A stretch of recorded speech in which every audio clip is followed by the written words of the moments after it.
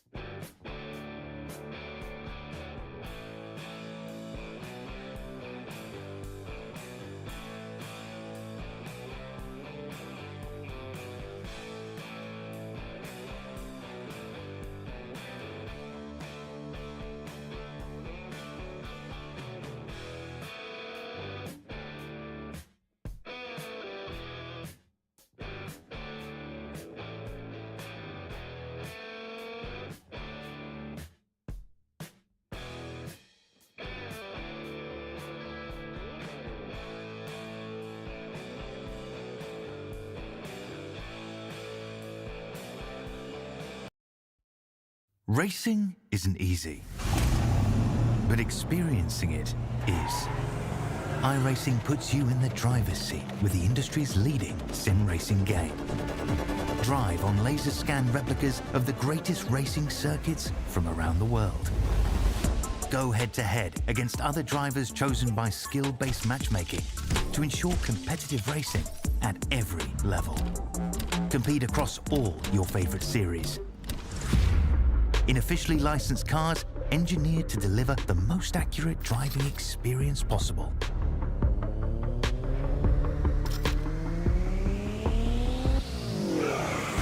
Join a race or host your own with players from across the globe. Race against the computer or in a league with friends. Feel the thrill behind the wheel. Visit iRacing.com.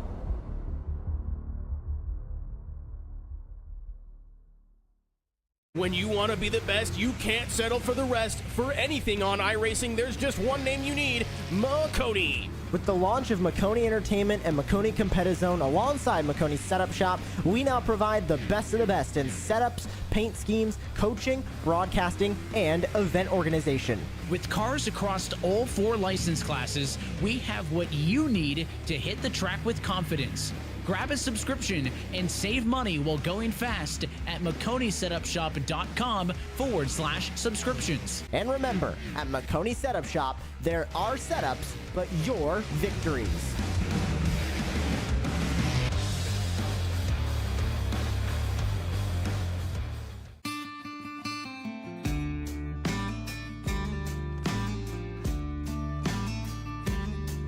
Hello, my name's Aaron Brown from the Garage Shop in Denver, North Carolina. We're here at the famous Bonneville Speedway in Wendover, Utah. One of the most harshest environments on the planet to race in, and that's why we need the best tools Snap-on has to offer. What we use here to pump up the oil in our race engines to prime them is this Snap-on screw gun. With its variable speed and high torque, this allows us to spin our oil pumps up to 1,500 RPMs, creating 70 pounds of oil pressure, which helps us get everything settled in, nice and happy, and turn the hot oil through the engine. Compact, lightweight, and able to fit in really tight spaces. Its 9-position clutch allows us to torque things, nuts, bolts, from 8-inch to 50-inch pounds. Small size and high performance helps us get into many places on a race car where normal tools can't. Under the dash and the engine compartment, we also use this to drill a lot of holes in very tight spots.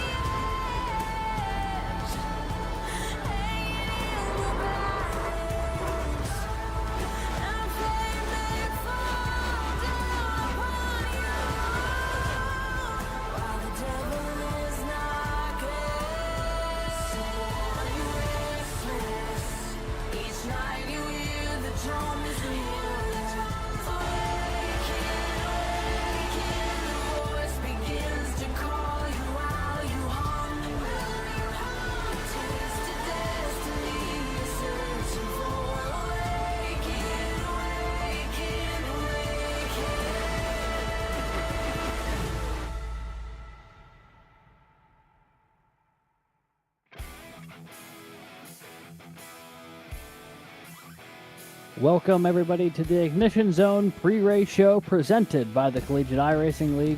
Excited to have you along tonight for what should be another thrilling night of Garage Shop College Cup Series action. Should be a unique one here tonight, a debut of a track we've never seen in the College Cup Series here before. Alongside me tonight is everyone's favorite CIL analyst, Brad Daniels. I'm Alex Gagnon, and we're getting ready to turn right for the first time this season, Brad. Tackle the debut of Road Atlanta on the College Cup Series schedule. Should be a fun one, but before we get into any of that, how you doing tonight? I'm doing amazing, Alex. I'm ready to see some cars turn right for once and really see the spectacle of a race. Oh, it should certainly be that. Never before have we taken the NASCAR Next Gens, or really any NASCAR stock car for that matter, here in the CIL to Road Atlanta. We've raced there in some other cars more typically seen on the banks here in Brazelton, but tonight something unique, something different. It'll be fun. But before we really get into any of that, we'll take a look at the schedule here, just of what's going on so far this season. In case you're missing it, in case you're tuning in for the first time, this is race 6 of the regular season. Only 3 races left, counting tonight, to settle our playoff grid. And it should be a fun one tonight. I'll be honest, everything on my end is just frozen, so I don't know if that's me or something else. Same here, Alex. All right. We are starting off with a bang, to say the least. Well, in the meantime, while it looks like I'm like absolutely dissolving into my screen, I suppose. In case this is still live, I guess we'll just keep chatting in the meantime. Brad, anything fun over the weekend there? Nothing crazy. Just really looking up some stats for this race. As you can see, the schedule pop up here. You can see we're visiting Atlanta twice in the next 3 races here, including tonight at Road Atlanta, and then 2 weeks for New Atlanta, aka the restrictor place version of Old Atlanta. Yeah, those two, we're going to make a couple stops there, it seems, in the next few weeks. But this is it, folks, for the regular season. You've got Road Atlanta this week, the road course, Chicagoland, and then Atlanta Dega, as I like to refer to it affectionately. And that is quite literally the rest of the regular season. These 3 races will decide who makes the playoffs, and there's still 8 spots up for grabs, with only 2 winners so far this year. So a lot to race for tonight here at Road Atlanta, and then Chicagoland and New Atlanta in the coming weeks. But Brad, we talk a little bit about the fact that there are so many playoff spots up for grabs. Well, that's just because 2 guys have been running the show so far this season. It's been Mario Miranda and then John Hagan, who's really come on strong the past couple races. Back-to-back wins puts him up to 3 total. He's got the points lead on the year. Oklahoma's 5 for 5 to start the season. Just unreal. Tonight, though, could be their toughest test to keep that winning streak alive going to the road course. Yeah, I mean, this course is new to really everybody. I mean, not only just the CIL, really just this type of car in general. I mean, NASCAR hasn't visited here other than in 1986 and 87. That was the Winston Cup Series. So, I mean, this track offers so much of unforgiving consistency I think these drivers will need to have, and a lot of focus, especially because this track has a lot of elevation changes. But like you said, the points are kind of a toss-up right now for some playoff positions. So yeah, as we take a look at the points as they run, Oklahoma 1-3, John Hagan, Mario Miranda. Drew Williams continues to keep himself in that regular season championship hunt. No wins yet for the Clemson driver, but 4 top 5s through the opening 5 races of the year has kept him right in the mix. Jared Kaler there, the former champion, in 4th.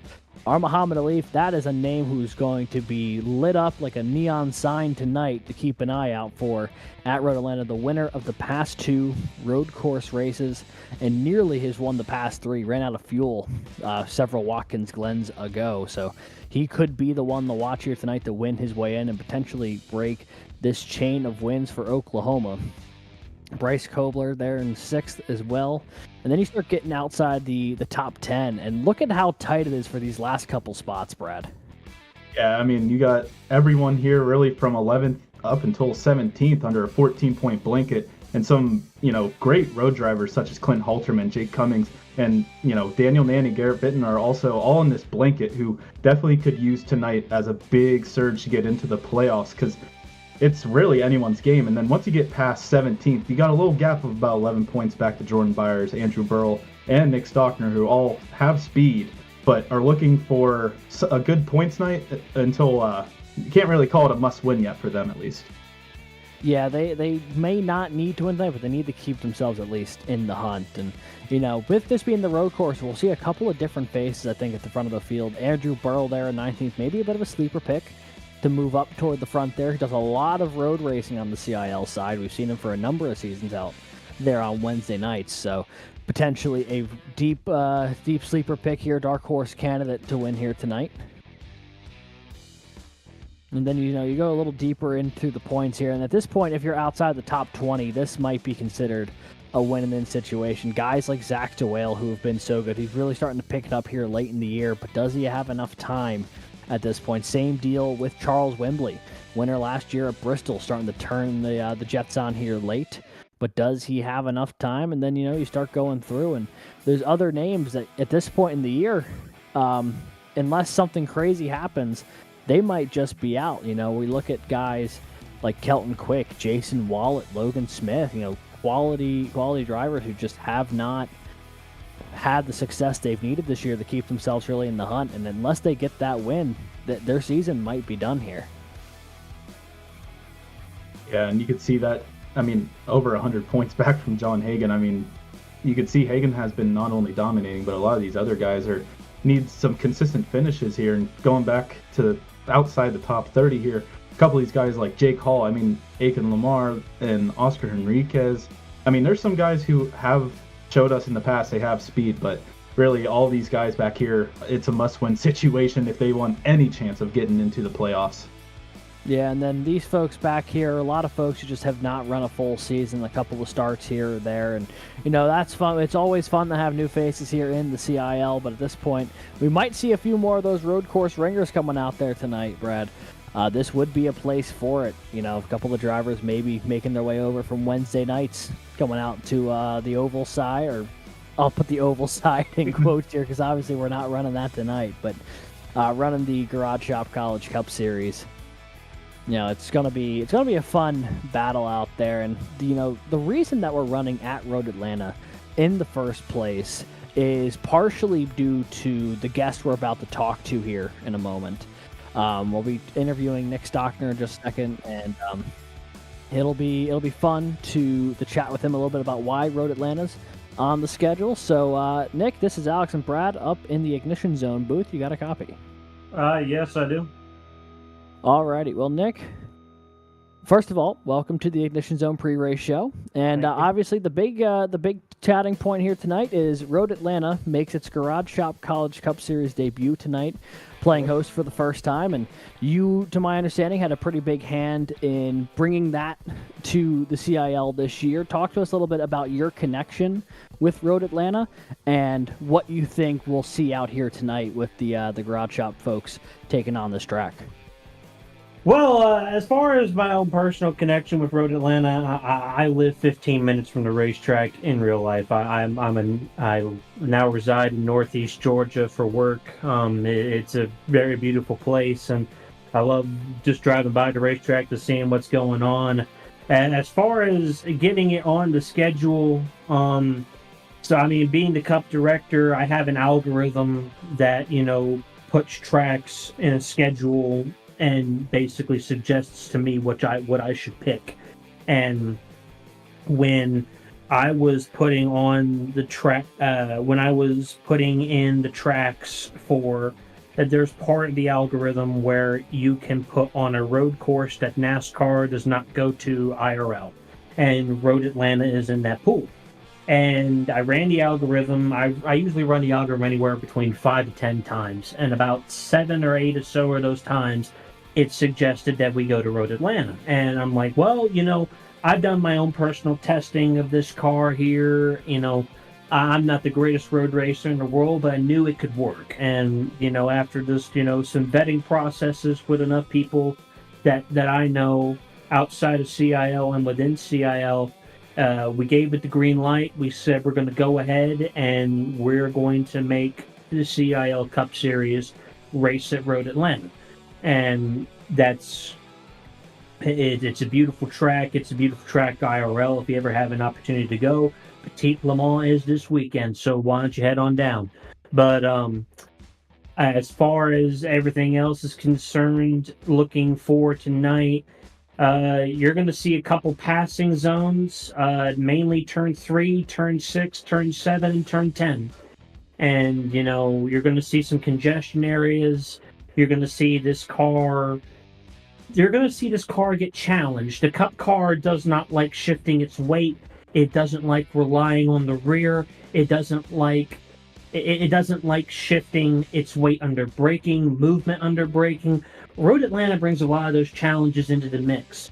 But this car, it's a worthwhile challenge to drive because you're making this car do everything it inherently doesn't want to do.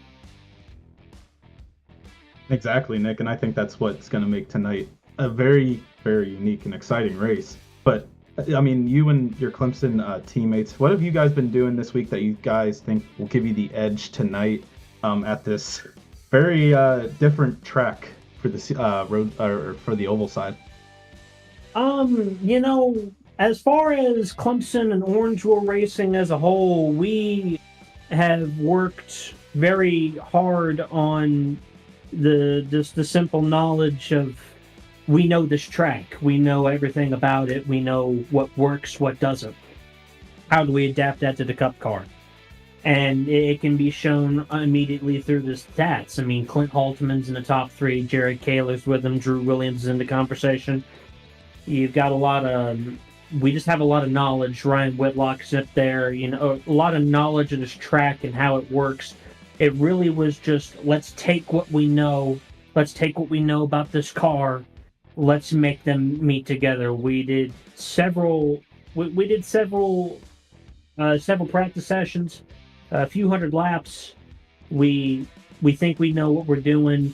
We don't have the raw pace to beat a Leaf, but anything can happen. It's a 50-lap race. Yeah, it's certainly going to have a multiple number of opportunities for both success and failure out there, with just the fact that it is a 50-lap race, with by road course standards in the CIL, is a bit of an endurance event. Obviously nothing like the endurance events that we're running on Thursday nights, but neither here nor there. But you did mention briefly talking about OWR as a whole, and obviously they're sponsoring tonight's race at Road Atlanta.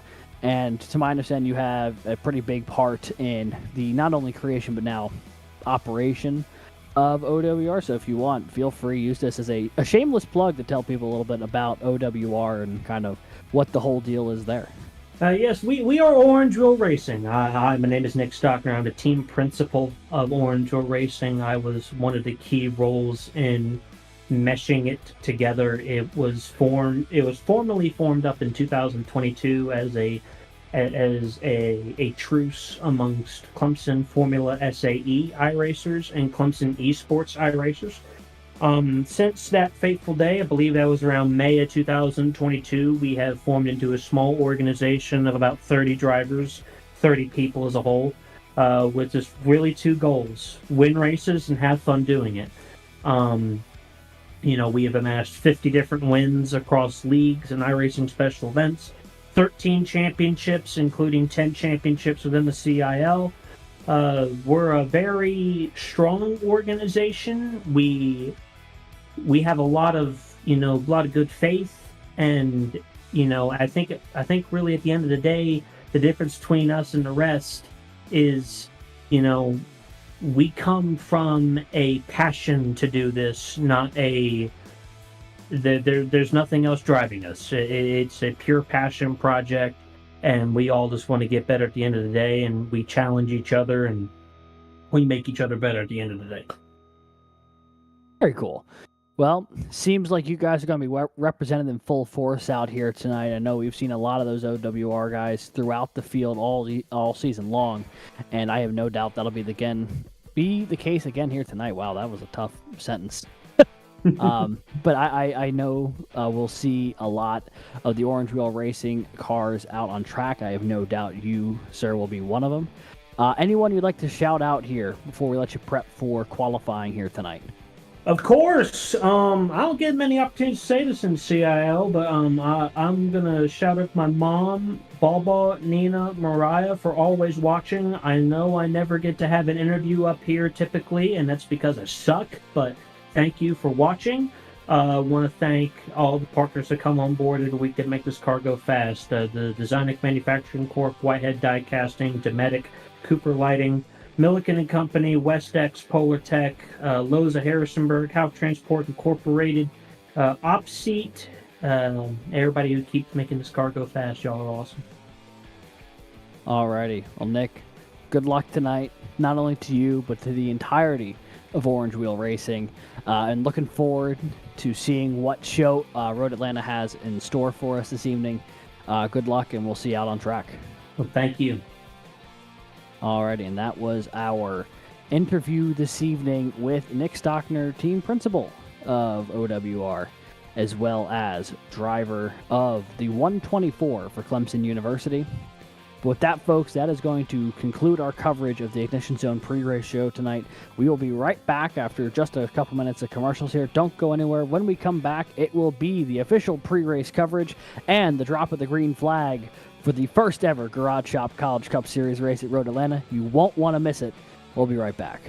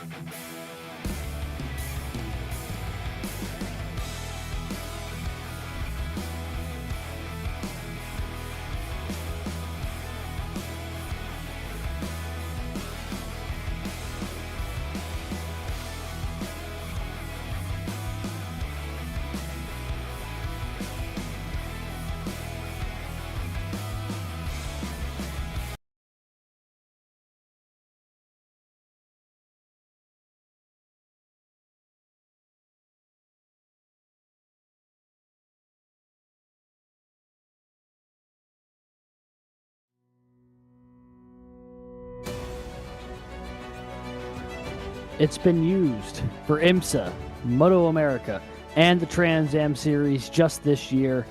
And now it's about to hear the thunder of the NASCAR Next Gen.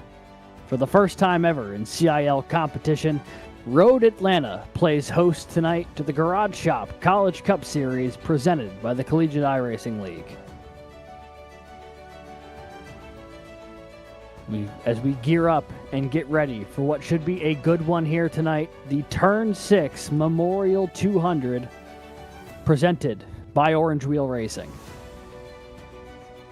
along with co-commentator and former CIL driver Brad Daniels and producer Christian Hill operating in the background. I'm Alex Gagnon, welcoming you in to tonight's coverage of the 6th round of the Garage Shop College Cup Series this season.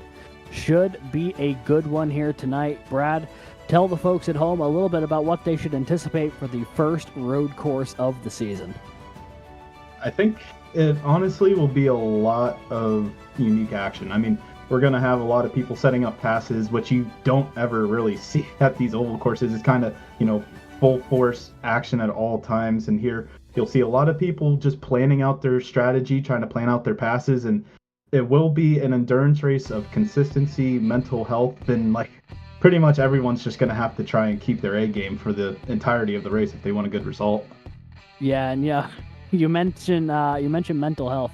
There is one thing that if there's one thing that really destroys the mental health of an oval driver, it's getting put on a road course. If you have not prepared to go left and right here tonight, you are going to have an absolutely miserable experience. And we'll see, I think, really quickly who gets it and who doesn't. It's just, you can be a phenomenal oval racer, but if you don't practice the road courses the same way you practice the ovals, you're just not going to have the speed you need tonight. And I think that very much could be the case with a few drivers, just in the nature of, they have so many reps on the oval side, but they don't give the road side, especially in these really heavy cars, enough time. And I think we'll say, especially in the early going, see a couple of cars struggle before everyone kind of finds their footing and gets into a rhythm. But we'll take a look here at the track. Brad, this is a 2.5-mile track with 12 turns. And, with it being left and right, a lot of elevation changes, a lot of opportunities to pass, but a lot of opportunities for stuff to go wrong. Yeah, and like you said, Alex, people have to practice this track to really get the handle of these cars, because really after turn 1, the S's and all the way down into, turns really 7 and 8, and then you get back to the backstretch. It has so much different, you can't drive each corner the same. They all have their different experiences. You have to know what you're doing to make sure that back side of the car doesn't jump out from you, and also make sure that, you're not trying to pass somewhere that is probably not possible at times. Yeah, we heard Nick Stockner talking the pre-race show. The big areas to keep an eye out for, turns 3, 6, 7, and 10. Which on this screen here, 3 is right around where the 2024 is on the first scene. 6 and 7 are the bottom part of that key going toward the pit speed bit. And then turn 10 is that sharp left-hander just above the 2.5 miles. So should be interesting to see how drivers attack this track. Will there only be one area that they focus on trying to make the passes? Will they be going for it every corner? Because every corner sets up the next. It's such a more flowing rhythm here on these road courses, but it should be a ton of fun to watch. And at this point, I think it'll be time to take a look at what qualifying here at Road Atlanta is like. And this will be a really important view, I think, for the folks at home. With the ovals, you kind of get a general sense of it. But we'll go on board here with our Muhammad Alif to get a gauge of what a road course lap looks like here at Road Atlanta. And this is where things really get fun on board here as he goes into turn 1 and climbs the S's. See, you're pointed towards the sky looking at that blimp overhead.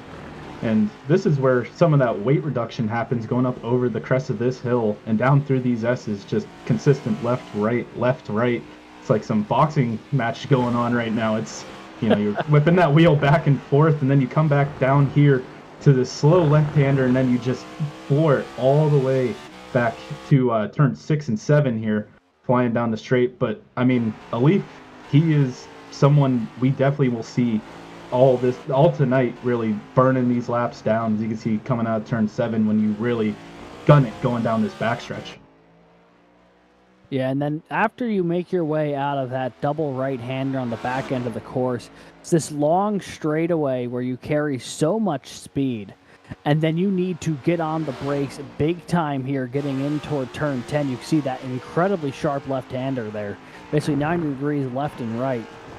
And this is where I think we're going to see a lot of drivers struggle. If they don't get on the brakes at the right time, they will end up in that sand trap. But if you do it right, you crest the hill one more time and drop it down. And this is where pit road entry is coming off of turn 11 going toward 12. So that is loosely what a qualifying lap looks like here at Road Atlanta. And this, I think, is going to be a ton of fun tonight to watch different drivers and the way they attack this track. Really, it's going to be just a sight to behold, if you ask me. And Producer Christian, am I right in the fact that they get a couple extra minutes for qualifying tonight because it's a road course?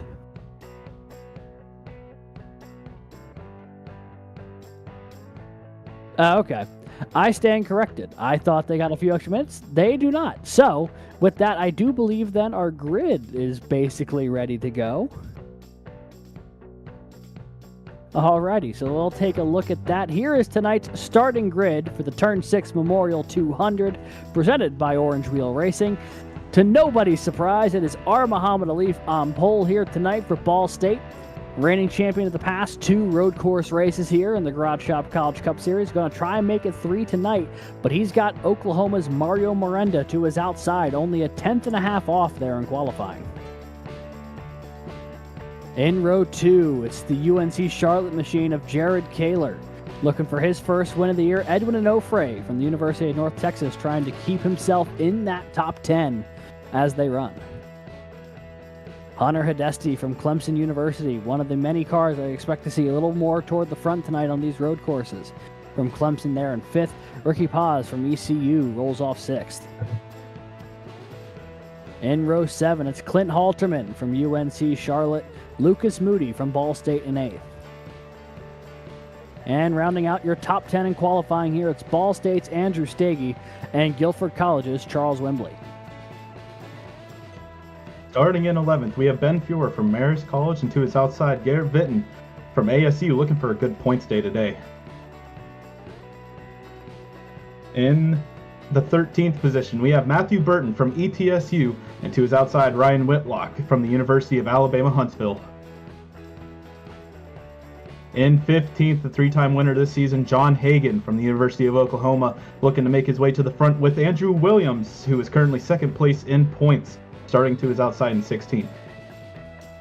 Brandon Schulenberger starts from 17th position from Wingate University, and Andrew Burrell from Clemson University starts in 18th. And rounding out your top 20 is the 99 car of Aiken Lamar from Howard Community College, and to his outside, Jason Watt, looking to have a great day here.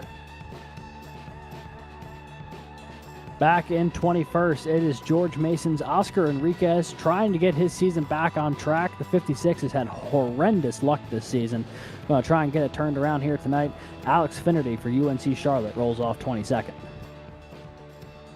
In 23rd, it's Alabama Huntsville's Connor Bingle. Esteban Munoz back tonight for FIU there in the 109 and 24th.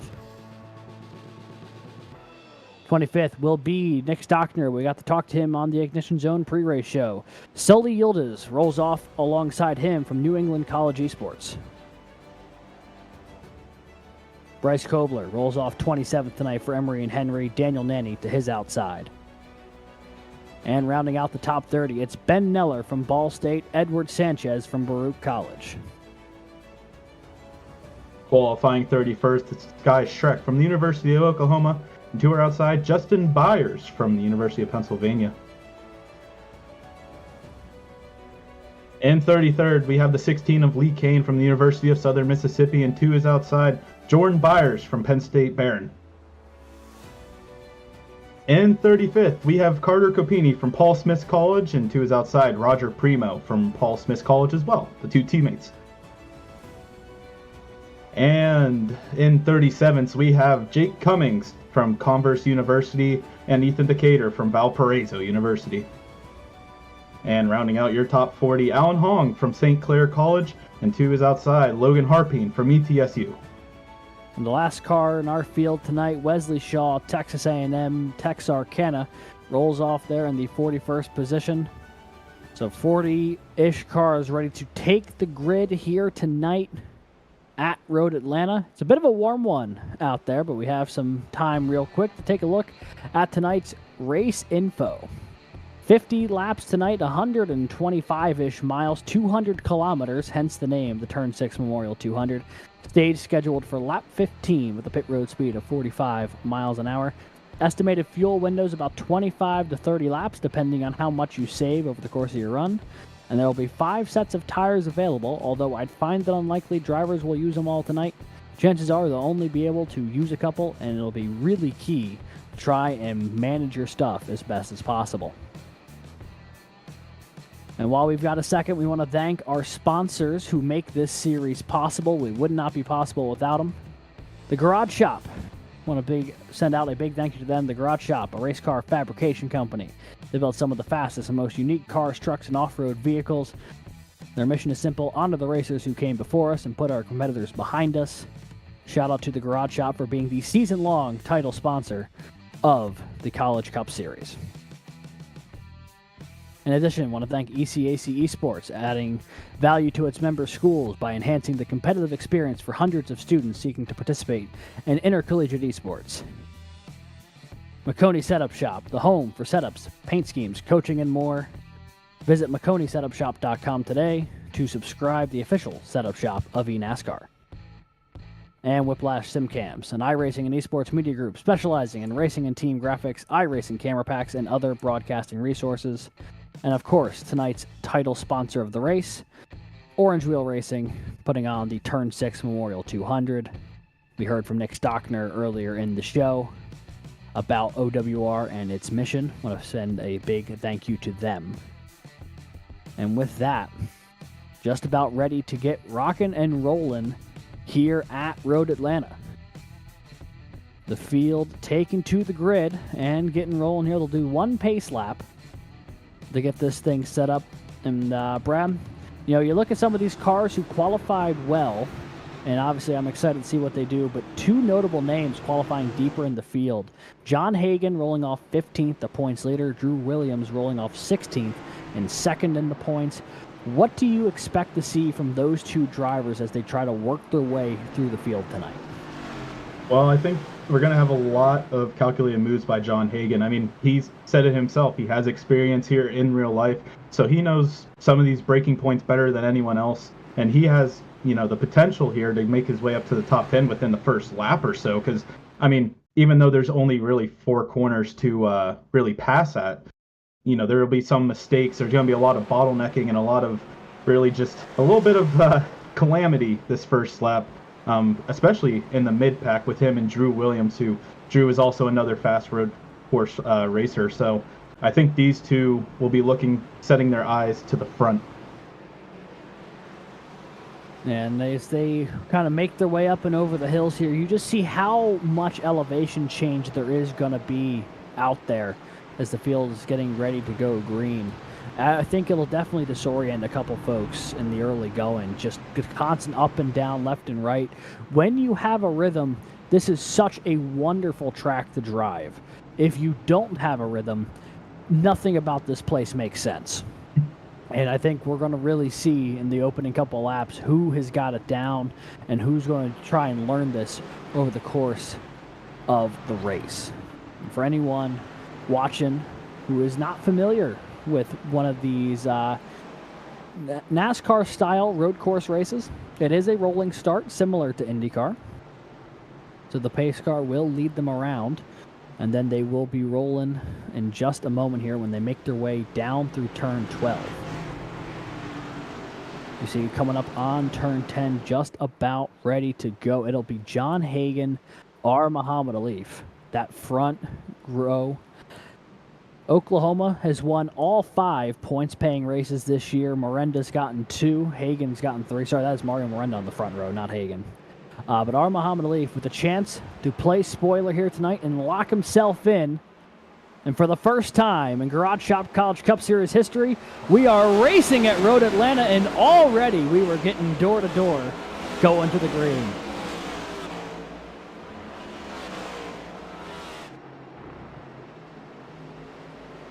Big slide there for the 89. Going to settle in the second, and there is cars spinning further behind him. Going up through the S's, cars are running out of space. Hagan doing a little bit of lawn service. And yet somehow he's still up 3 because multiple cars went around.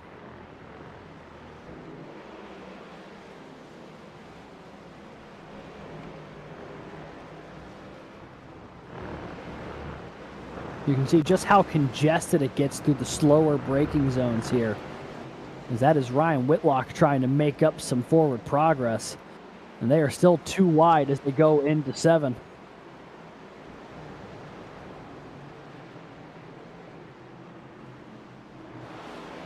So Ryan Whitlock surpasses turn 6. And we will get jumping up here a little higher up in the field.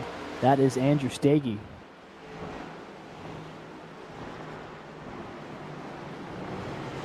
See outside of Matthew Burton here, you can see going into turn 10. Still side by side. No one really pulling out from that exchange there. As you can see, they're battling down through 11, going into turn 12 here on this fast right-hander.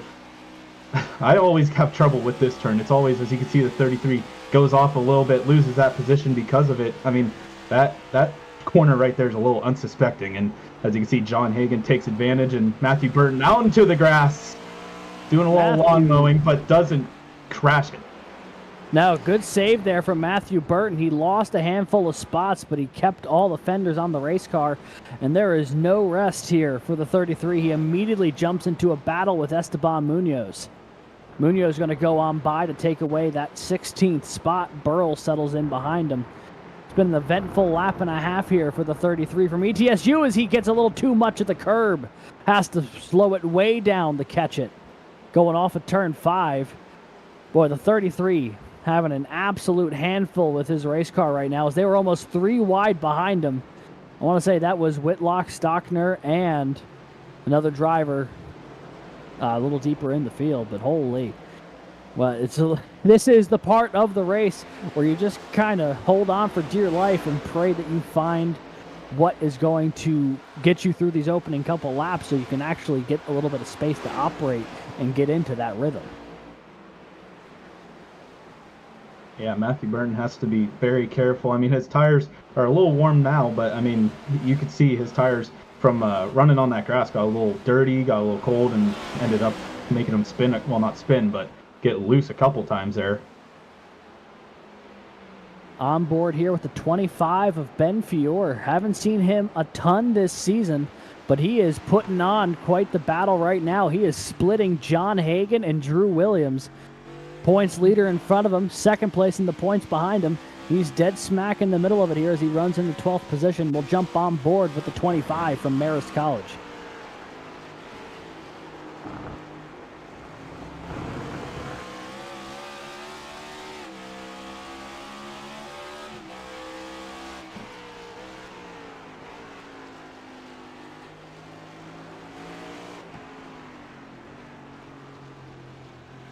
And this is the part of Road Atlanta where you can start to see these guys find what their car is capable of and comfortable doing, and then pushing that line just a little bit further. Try and get every bit of speed out of it. Good start so far for the 25 as he currently rides in P12. Hagan in front of him, Williams behind him. And you can see all these cars are using the most they can of the track. It looks like a little spin out there from Brandon Schoenberger from Wingate. Safely rejoins. That's something that, you know, a lot of these cars don't have to do on most of these oval tracks is safely rejoin. They just kind of sit there until the caution comes out and everyone's slowed down. Here, you have to make sure no one's coming, or, you know, you get a little more damage, and some more penalties tacked onto it. It's not a good way to end your day. As you see, it looks like the 19 of Ricky Paz and the 13 of Lucas Moody right now battling for the 6th position right now. Clint Halterman.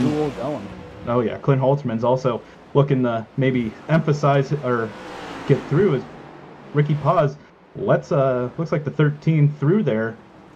The 13's able to get by and is now setting his sights on Hunter Hidesti for the top 5 position. So you can see Clint Halterman's also going to try to take the 6th position away from Ricky Paz, but Ricky is defending his life right now. A little block going down the back. Ricky Paz with some aggressive blocking down the back straightaway, diving in the 10. Does Halterman try and make a move here? Oh, Bill, a bit of a slide for the 19. Going to open up the door. Here goes Halterman sticking a nose to the inside. He's gotten alongside him.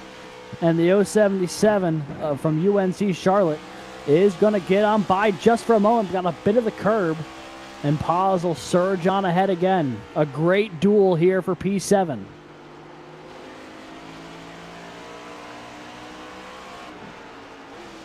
Back up the hill they climb.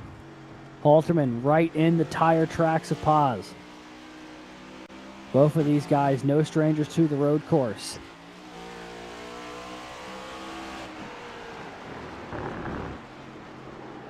Both of these guys we've seen, have a lot of success in the past at these road courses. Clint Halterman having won races here, well, not here at Road Atlanta, but on road courses. Ricky Paz also has been in multiple top 10s here. So really, this battle is between two fast racers, and I mean, Charles Wembley, who we saw a lot of last week, is also joining in the battle. Wembley starting to get up there. He was a late season performer last season as well, and just like last year, this year, as the season starts to drag on, he just gets better and better, currently running in P9, and might be able to make something happen here as Paz and Halterman continue to duke it out for 7th just in front of him. Meanwhile, I'm hearing reports that the race stewards have already been been reviewing several incidents that have happened out on track in the opening couple laps. Car 109, Esteban Munoz, black flagged for avoidable contact. So he is going to have to serve that penalty, and that'll more or less kill any chances he had here today of trying to pick up a win in his return to Garage Shop College Cup Series action.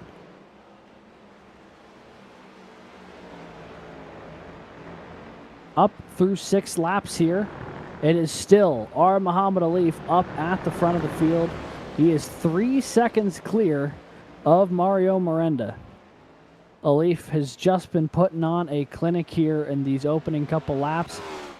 If possible, Producer Christian, I would love to do an onboard of a lap with Alif here just for how cleanly he attacks this track and how fast he attacks. He gets more speed out of these things on road courses than anybody else, I feel like. Got a beautiful paint scheme to go along with it.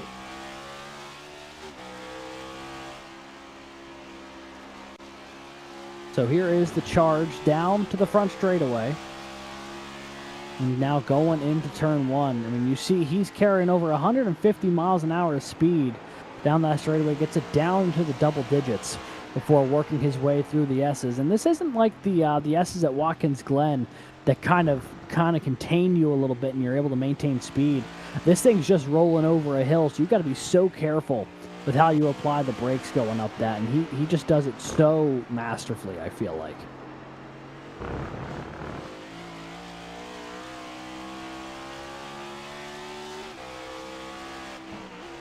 And there is on board with the driver of the 12. Off to a good start here tonight for R. Muhammad Alif. He looks dialed in.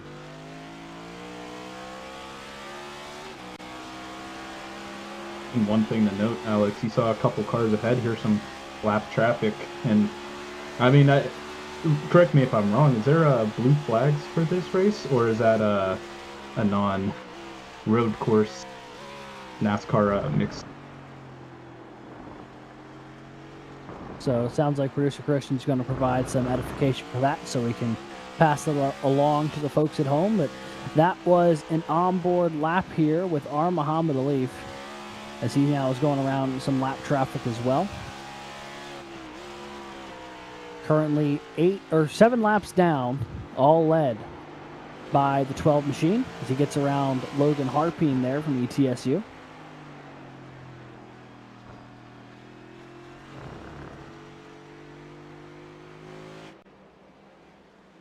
So far, so good for the Ball State driver. Meanwhile, Brad, this battle has not relented an inch since when the last time we left them.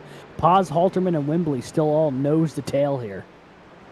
Pretty impressive. I mean, none of these guys have, like you said, given it an inch, and I'm surprised none of them have really wrecked. I mean, honestly, it's, they're very consistently running each other hard, and you can see that it looks like another lap car is on the outside of them, but these guys staying in the line, and I think at this point, Clint Halterman and Charles Wembley might be just waiting for somebody to make a mistake. I mean, consistently running in this line, you have to be patient and make sure when you make that move, it's the right move, because some of these corners can make you, you can turn into a lawnmower. Yeah, and we've already seen that happen a couple times tonight. And even in this battle here, we've seen cars clip a little bit of dirt or a little bit of grass because they're trying to get everything they can out of the race car. As a big block there from the 19. And now Wembley looks to try and capitalize, but he's going to be on the wrong end of the corner here. Does Halterman have something for him, or will the 37 get around on the left side? Down the front straightaway they go. Again, the 077. When you run side by side through turn 12, it is so easy as that inside car just get too much curb because there's not a whole lot of room for two cars there. There's about like 1.5 lanes, and someone's going to have to give. And looks like that time it was Clint Halterman, so he'll fall back to 9th. But he has been running real steady on every corner outside of turn 12. But both of Ricky Paz and Charles Wembley have seen where they've been able to capitalize and have been able to take it. It's one thing to know where you need to make the move. It's another thing to go out and do it. As you see Matthew Burton continuing to struggle a little bit there, a little bit off track as this battle goes on by.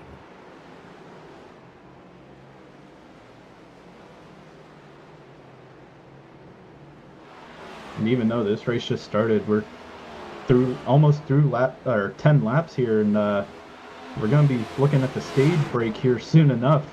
I mean, thinking about it, Muhammad Alif still has that huge 2-second lead right now, trying to keep it over Mario Miranda. I think Miranda's actually trying to really catch up to Alif here. It looks like it's down to 2 seconds flat.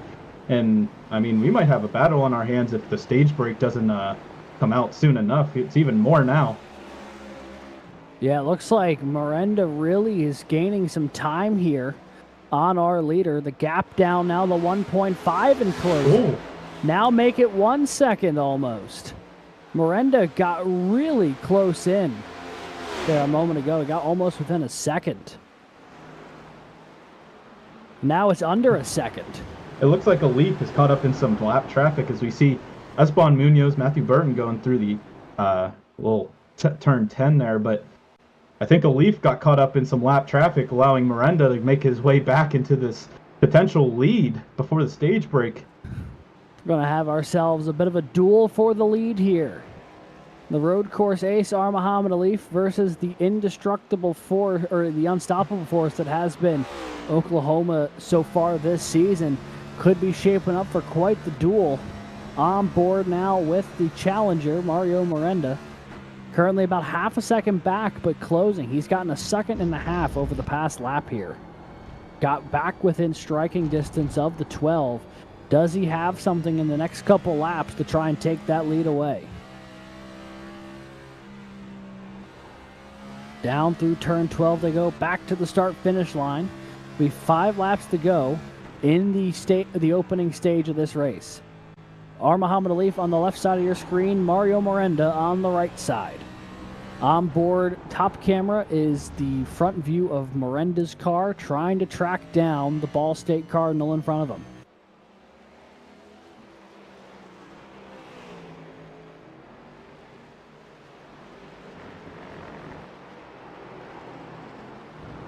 You can see how much, I mean, Mario's really fighting that wheel at times, coming out of some of these turns, trying to keep it straight, trying to make sure the car doesn't just absolutely jump out from behind. So you can see just diving it in there, going towards turn 7 now, and gunning it down the backstretch. These two racers locked in like usual when we're tuning in. They seem to always be some of our favorite guys to jump on board with. Yeah, I mean, and for good reason. They consistently put on a show, and they are doing it again here tonight. Alif has got the 89 in his tire tracks now. Will he be able to hold on to this lead for the last couple laps of the opening stage? Another lap will tick away here.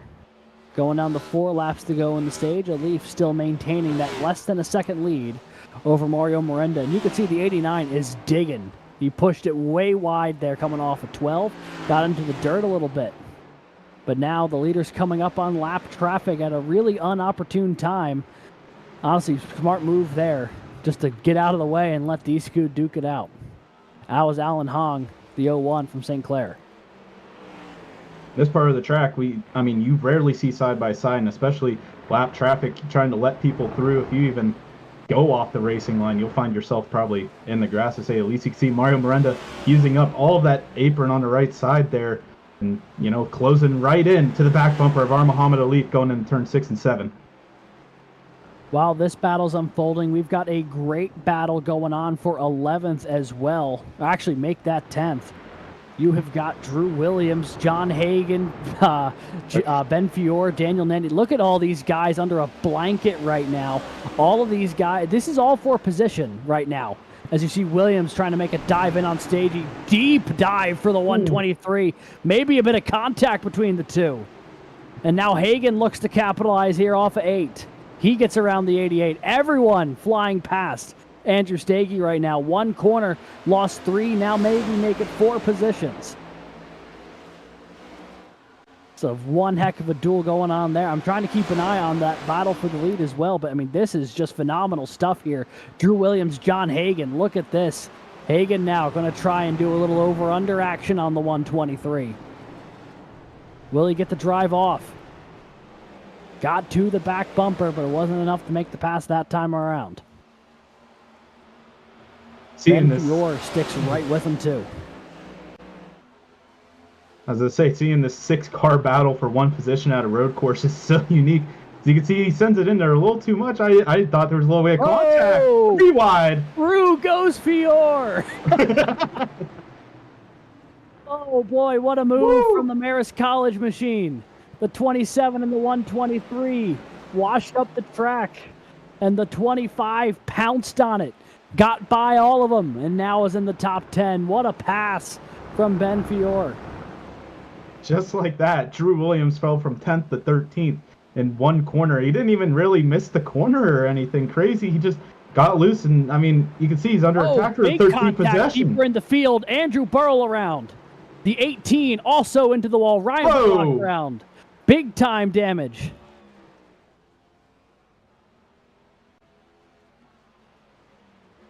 On board with Ryan Whitlock in the driver cam. That car looks absolutely mangled right now. Man. Hopefully, Ryan Whitlock, he can come in during the stage and get a lot of that repair done, but yeah, that something happened there. I thought for a second I thought that front right wheel wasn't spinning, but looks like it's not that bad of damage. Yeah, it looks like he might be able to continue. Currently running in the 19th position as some bumper cars almost takes out Carter Capini. But back up front, folks, Muhammad Ali has got a mirror full of Mario Miranda. The 89 is right there as they make their way back down the backstretch here.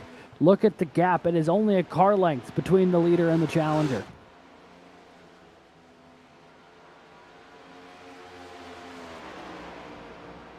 Jared Kaler's 5 seconds behind, so really the stage win is between these two at this point. You can see Mario Miranda sends it in deep on the inside, trying to get the inside look, but has to break enough. You can see the rotor of that car turning red for that braking zone.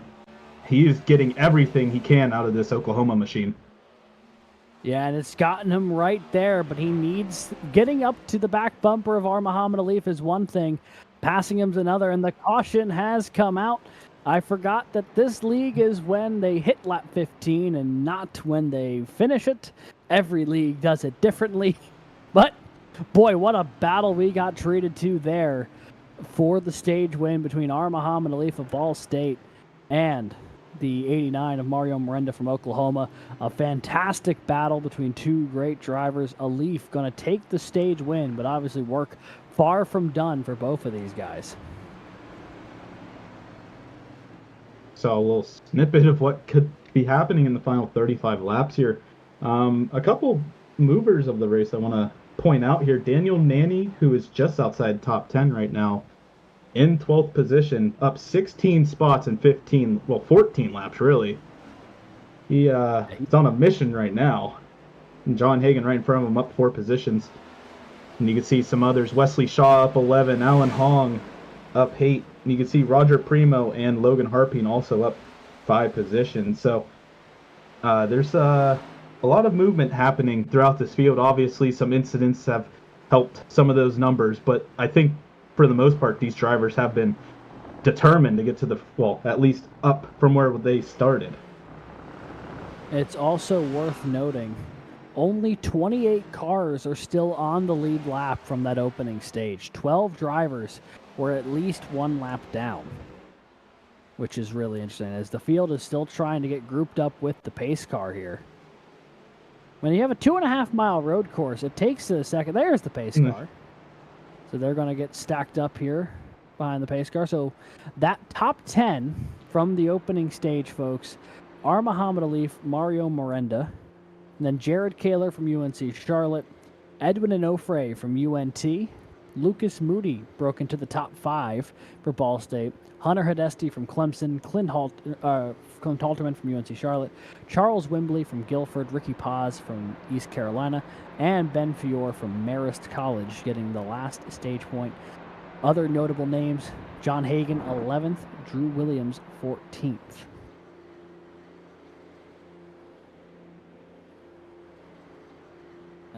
Honestly, now that I think about it, that was a really big stage for Mario Miranda in the hunt for the regular season title there, Brad. Both of the 2 guys ahead of him didn't get any stage point. Miranda will pick up 9. That'll certainly help him when it's all said and done. Oh, yeah. I mean, really, this top 10, or really a lot of these guys, it's a good diversity between people who are essentially, in that top 5 or, top 10 of points right now. And then you got a good bit of people trying to battle their way in either for points or trying to win today.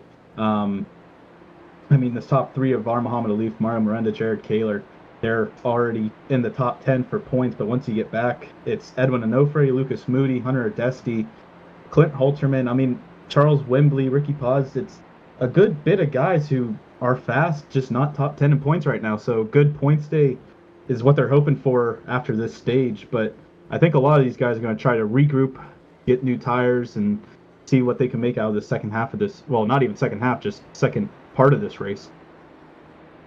Yeah, so right now the field's stacked up. As they go through 10 and 11, we'll see what takers there are for pit road. I'd imagine it'll be just about everyone. The pit window, 27 laps here loosely, 25 to 30-ish, depending. So you can't make it to the end, but you won't really make it too far if you stay out here. So a lot of cars all going to fly down pit road. And this could be a really critical pit stop if someone is going to try and jump Muhammad Alif or Mario Miranda on this restart.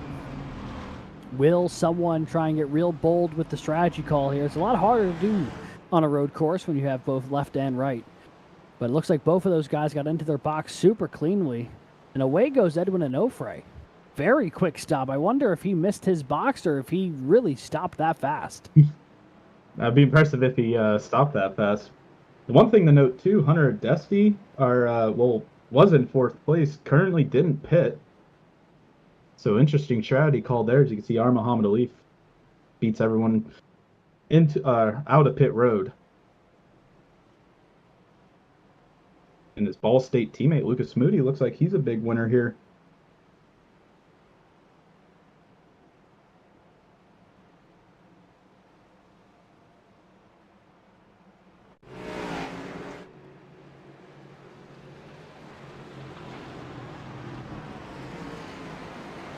Looking at that replay for Edwin Onofre scene.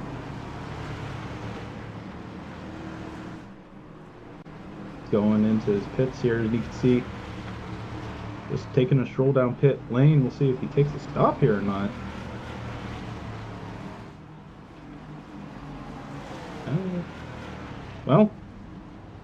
He missed. Yep, completely missed his box from the looks of it. The UNT driver looks like he's going to have to make a second pass through the pits. I think he just misjudged where his pits were. Started 5th position, so he was obviously in the right area, but he just overshot it way more than he thought.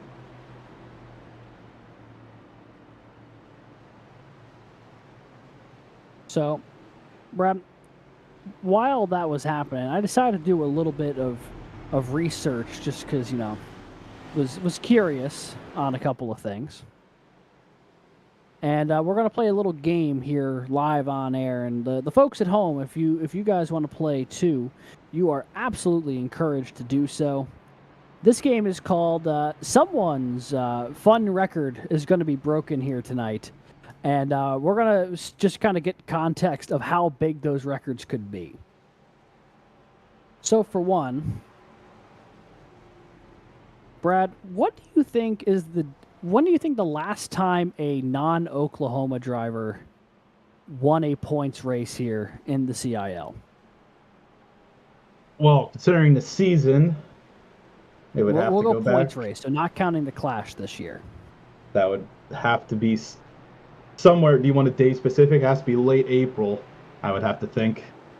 You would be absolutely right about that. Last time a driver not representing Oklahoma won a points-paying race here in the Garage Shop College Cup Series was the championship last year. It was Jake Cummings winning the championship race on April 15th of 2024.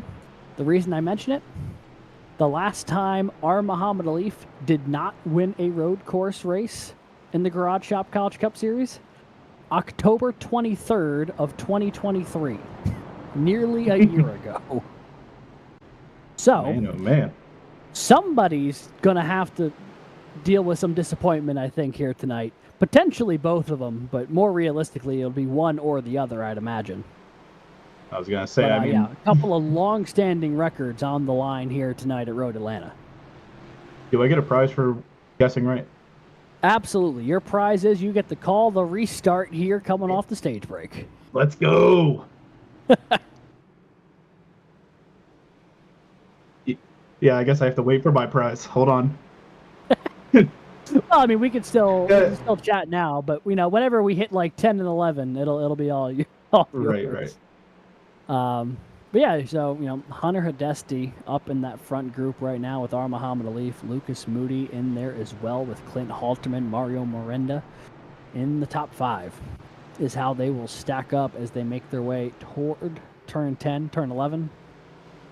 Curious to see the move here from the 888 not coming down pit road. We know the fuel window is only about another 10 laps from here at most.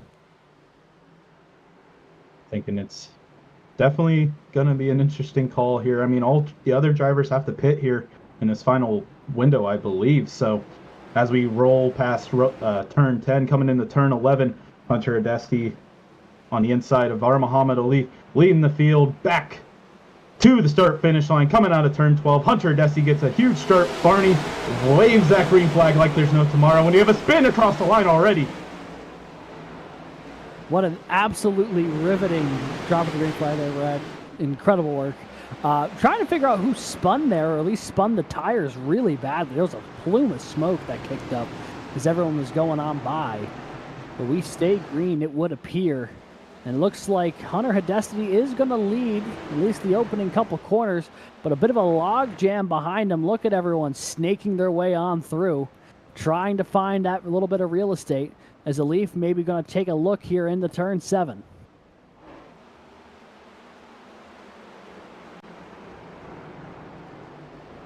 It is getting messy 2 and 3 wide, a little deeper in the field there, getting into 7. Everyone said, oh, I've got the run into the corner. No one wanted the lift, and now people are in the grass. People are going 2 and 3 wide. What an absolute mess deeper in the field. Everyone just fighting their way through. I think John Hagan said it best. Cautions are the best time to get some positions, and I think a lot of people are taking that somewhat too seriously, as we see a lot of no double wide until you get back here. Jared Kaler, Ricky Paz, as you see Jared Kaler passes Ricky Paz for the 9th position for the time being. And just an avalanche of cars tumbling out down through turn 11. The 53 of Roger Primo, big time sideways going through there. But Alif has re-inherited the lead here. Hidesti going to settle back in 2nd. Lucas Moody in 3rd. Mario Miranda 4th as they run right now. So the cars who finished 1-2 at the stage break currently running 1-4. Clemson and Ball State separating the 2 drivers who were putting on that great battle for the stage win just a few laps ago. Also worth noting, John Hagan has worked his way into the top 10 now, the points leader so far this year, in the top 10 for the first time here tonight. On board with Lucas Moody, who got big time loose. Miranda's going to go on by. We jumped on board with him just as he nearly looped that thing. Lucas has to recollect himself. I mean, these tires, you know, they're just getting into that prime spot, getting comfortable. So, I mean, Lucas Moody probably is getting just to that point and just tried to push it a little too much. But as you can see, he's still in fourth position, able to keep up with his top three. So he's going to look to battle his way back. So you can see Hunter Dusty and Mario Miranda right now Miranda's trying to find his way back to the second position. But, I mean, Hunter Dusty on those older tires, I mean, it's not making much of a difference right now, it looks like. Yeah, he's having some really good pace. The only thing that's going to stop him potentially is the fuel situation.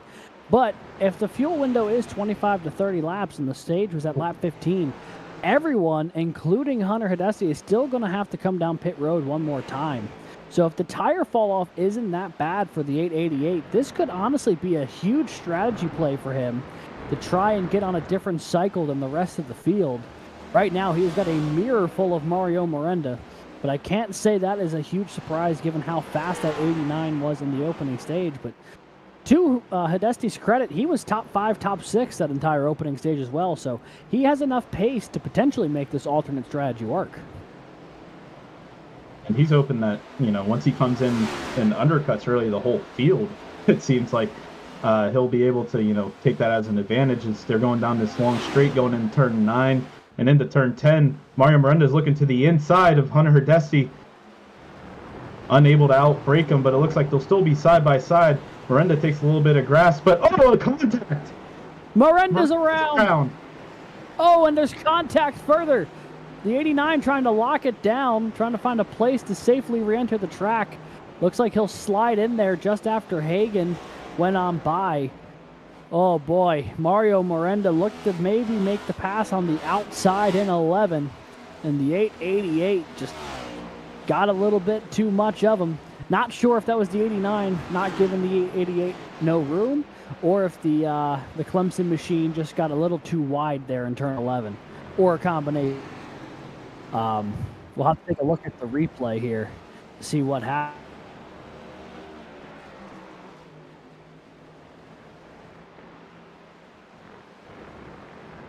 Right now he has to settle back in the 14th position, so he has a little bit of a battle in front of him, trying to make his way back up to even the top 10 as he's looking to the inside of Garrett Vitton.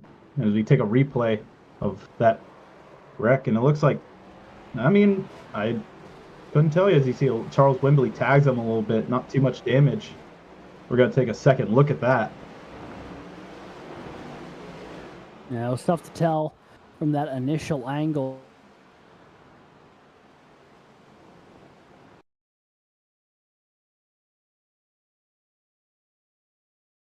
Oh, yeah, that was mainly netcode. I mean, if you would agree, Alex. Yeah, the initial one looks like it definitely was. That second bit with Wembley, not as much, but not much you can do there when the car stopped on the side of the track. And that's such a tough corner to have to try and pull tighter than the release you want unless you're running side by side. So not overly surprised that Wembley drifted out just a little bit there because that is the natural motion of that corner. Let me tell you, but that will... Yeah, we'll now be on board with Clint Halterman, who's running in the 6th position, trying to track down Daniel Nanny. Tell you what, the 30 has had a very slow but steady climb to the front of the field and is now the 3rd Ball State driver in the top 5. Whoa. See Daniel Nanny now on the outside. Clint Halterman sends it into turn 7, and he's able to make that. Oh, my goodness! The 077 around. What happened there?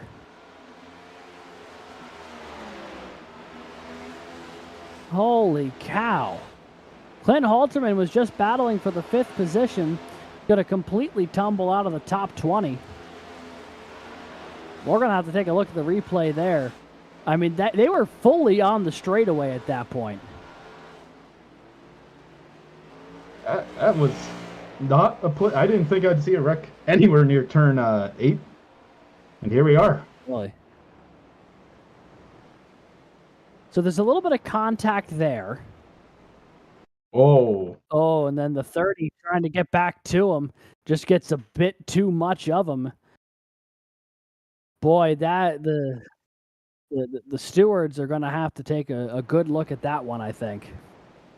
Yeah, obviously there's contact there. That was not a great passing opportunity from the 077. Bit of a forcing move, but then the 30, I mean, really comes back toward the middle of the track just as Jared Kaler goes on by. I would love to see the onboard there with Kaler maybe. See what he saw from just behind, or just the driver just behind them.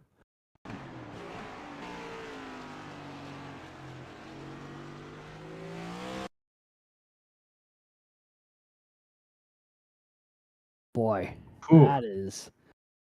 Yeah, obviously the onboard with Daniel Nanny, I think, will be the biggest indicator.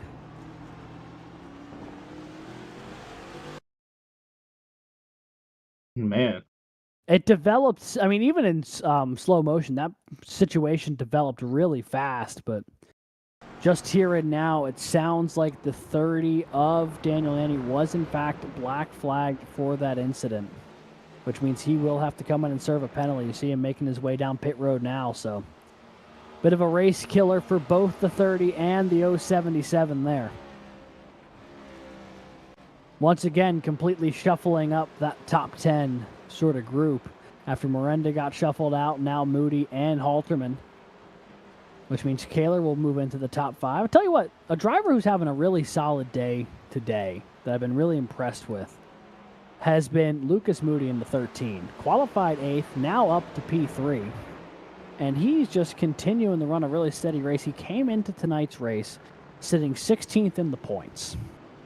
This is the kind of performance that could get him right up to that cut line if he is able to close this thing out, as we're just about halfway through tonight's race. Currently trying to track down Hunter Hidesti to get 1-2 with his teammate there, Muhammad Ali. But, you know, he needed a good points day coming into tonight, and that is exactly what the 13's delivering. To that point, though, I suppose, same deal with the 25 of Ben Fiore. How about that Marist College machine? He has continued to run up inside the top 10 all night long. Currently running in the 8th position, and he's had to do battle with some of the points leaders tonight. John Hagan, Drew Williams, Jared Kaler. He's been battling with all of them right now, battling with Andrew Stagey. And the 25 has just had exceptional pace this entire event.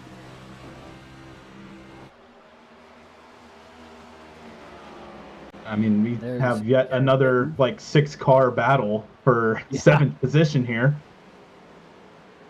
Garrett Vitton in 9th position, another car that's been making his way up through the field today.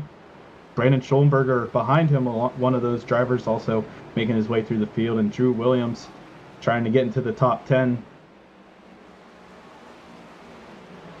You can see Garrett Vitton on the left, Brandon Schollenberger on the right. Locked in coming out of turn 5 here, going down the stretch into the 2 right-handers of turn 6 and 7. That's a good battle going on. I mean, this is ultimately the entire battles for 7th, but these two guys currently running 9th and 10th. Looks like Stagey may have locked up just a little bit there. Opens the door for Ben Fiore to go on by. Marist College going to try and capitalize. Will Arizona State be able to do the same? Vitton going to stick it to the right side here. It's going to be on the outside as they make their way into the hard left-hander here, turn 10. Will he be able to get this thing worked around? Stagey drives it in real deep, bit of contact. 88 up into the curbs, up into the grass. Going to lose out 2 positions. Can't imagine. He's going to be super thrilled about that one, as Drew Williams going to go on by as well. Looks like Edwin Onofre is also going to try and get by, but yeah, Stagey's definitely going to be a little hot after that one, but I mean, one thing about road course racing, see a slow car. Vitton and Schollenberger absolutely whacked each other going into turn 1 or 2 there. Holy, there was some big-time contact with the 7 and the 55.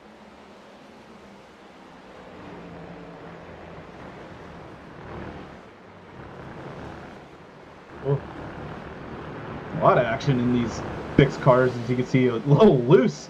And Mario Miranda is back up again in another battle, trying to make his way back up through the field to get a good finishing day, or good points position day.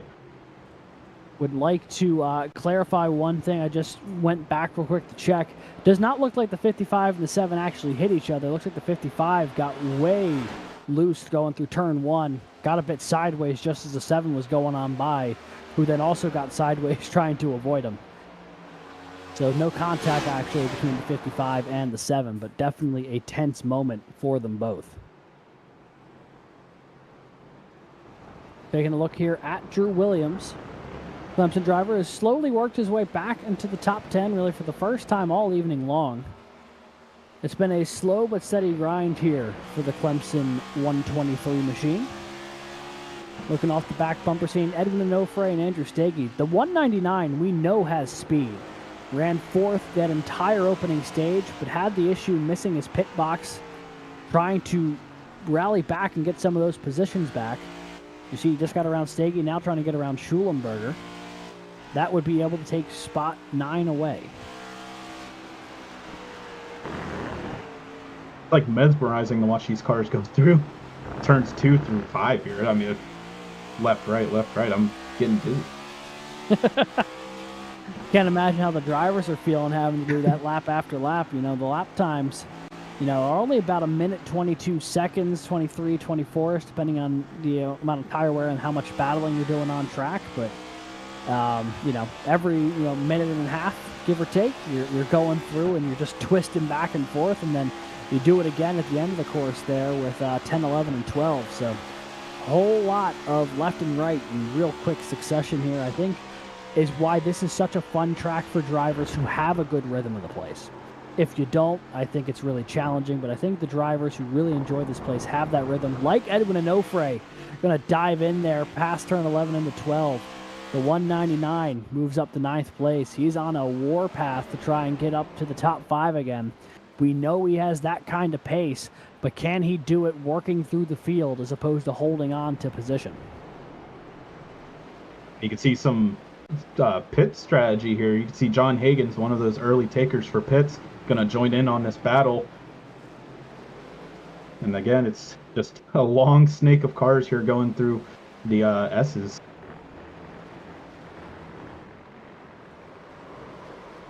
Yeah, so we're starting to see some of those cars coming. Whoa! Oh, someone's just sideways there, coming off of, I want to say that's turn 5. That might be... Oh, that is the 11 of Carter Capini, still trying to get going.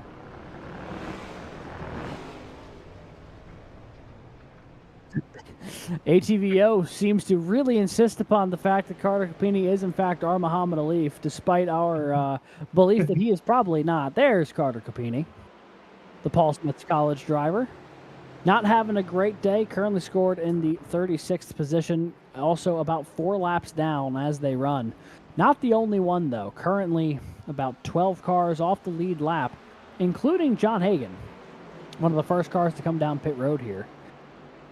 Was that 27. He's good to go for the rest of the race, so he'll probably cycle back on to the lead lap. But got to imagine this 888 of Hidesti's going to be coming down pit road any moment here, Brad. Yeah, I mean, Hidesti's going to try and probably take as much as he can out of this, because the car will be lighter with less fuel in it. He might be thinking if he's trying to make the car as light as possible for the end of this race, try to go a little faster. Even though it doesn't seem like it will do a lot in these heavy cars, it will help a decent bit. So I think Hidesti's trying to take the most he can out of his car. So you can see Lucas Moody's just trying to make his way around, and Edwin Onofre and Drew Williams are now in battle. There is battles happening all over the track here. Producer Christian doing his best to keep up with them and bring you every battle we can find. But there is simply too many to count right now. About 30 laps down, 20 to go here at Road Atlanta. Watching right now, Edwin Onofre track down Drew Williams. Drew Williams, one of those OWR drivers, and you are watching the Turn 6 Memorial 200 presented by Orange Wheel Racing. Although I believe the best OWR driver in the field right now is Jared Kaler, currently running in the 4th position, where we've seen him basically all season long, Brad. 4 fourth-place finishes to start the year, and he finds himself there once again here tonight with 20 laps to go. And I mean, like you said, last week unfortunately broke that streak, so I think right now Jared Kaler's trying to maybe make it on his way onto the podium, and he's looking at 2nd place possibly from Charles Wimby and Lucas Moody in front of him.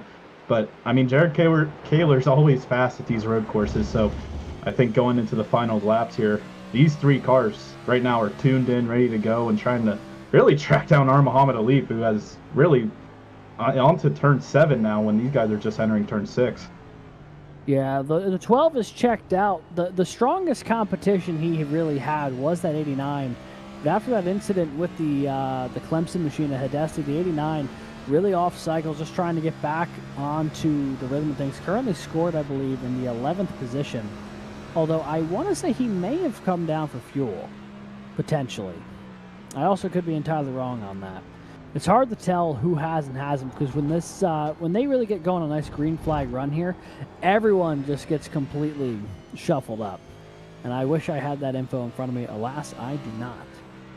But we do know that there's a great battle here with Wimbley and Moody. Boy, that 2nd place battle is really heating up. You can see it right off the windscreen here of Kaler. Wimbley and Moody, both drivers outside the top 10, but close enough that a really good run could potentially get them right back in the mix here today. With these road courses always throwing a wrench in the plans of every driver who's trying to make the postseason here in the Garage Shop College Cup Series.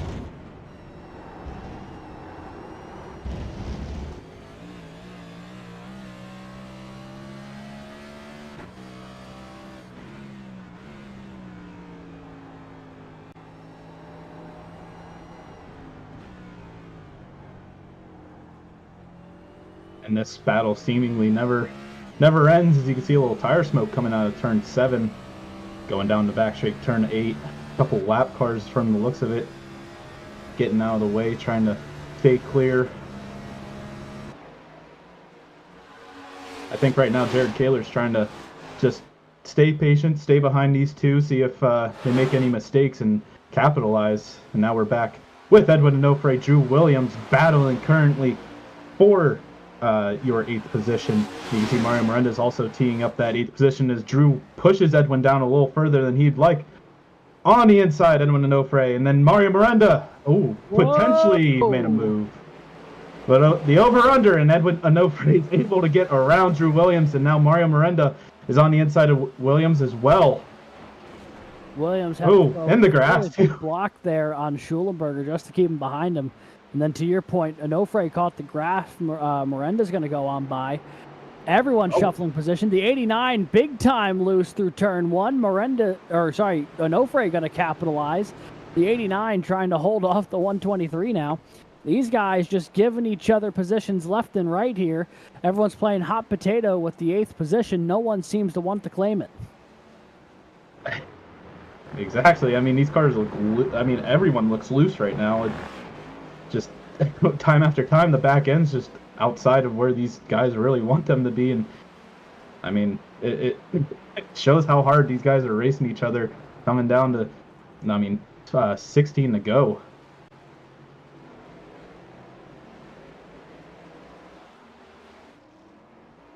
So something I find fascinating. The 30 back on track here. Currently running in the, I want to say 18th position. Yep. Sounds like the 30 actually may have spun just a second ago, which is why we're jumping on board with him. Going through the S's here behind Aiken Lamar. And yeah, just got a little too much curb and lost it. Scary place to be sideways on the track here. It's kind of a blind exit to that corner. Luckily, all that was taken was just some tread off the tires, and Edwin Onofre takes that position from Ricky Paz, and now Mario Miranda is now looking to the outside, a little elbows. Time door. Woo! Paz is taking up gosh, can't speak. I don't know if Ricky Paz knows what just hit him there. Fanning himself, trying to get himself back ready and rocking to go. I mean, he was kind of minding his own business ahead of that battle a few laps ago, and then the battle caught up with him. And for better or for worse, they just kind of steamed right by him, thanks to a bit of door contact there with the 89, and then the 123 did him no favors as well. So just a moment ago, Paz was running, I want to say 7th or 8th. Now scored in the 11th position, and boy, you can tell he is working that car right now. It is getting toasty behind the wheel of that sim rig.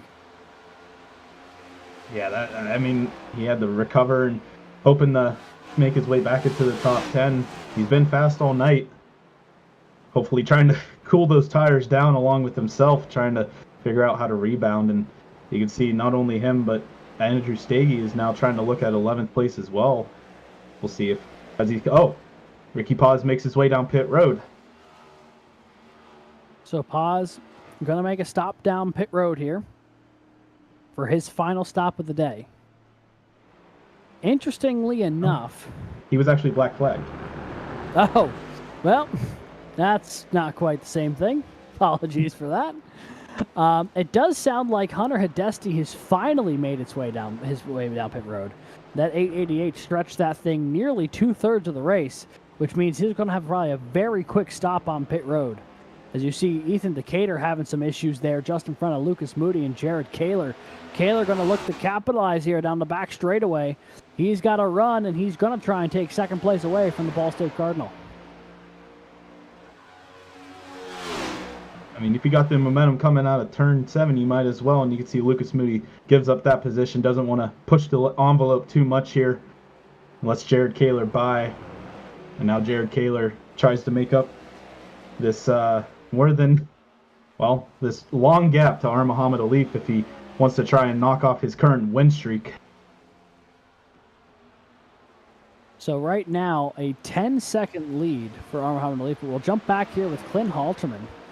The 077 has had a lot of work to do to try and dig himself out of the hole after that contact with Daniel Nanny that the 30 was black flagged for. The 077 back to P14, though, tracking down John Hagan here. This is the battle on track. That's not a battle for position. Hagan is actually off the lead lap as they run, I believe. So the 077 going to roll on by, continues to hold on to that spot, and then just behind him, that 888 of Hunter Hidesti, who does not need to come down pit road any other time tonight. Will he be able to capitalize on other cars having to come down pit road? About 15 laps to go here from Road Atlanta. We're watching the Garage Shop College Cup Series. Right We're on board with Wesley Shaw. Nice little VR setup for the Texas A&M Texarkana driver.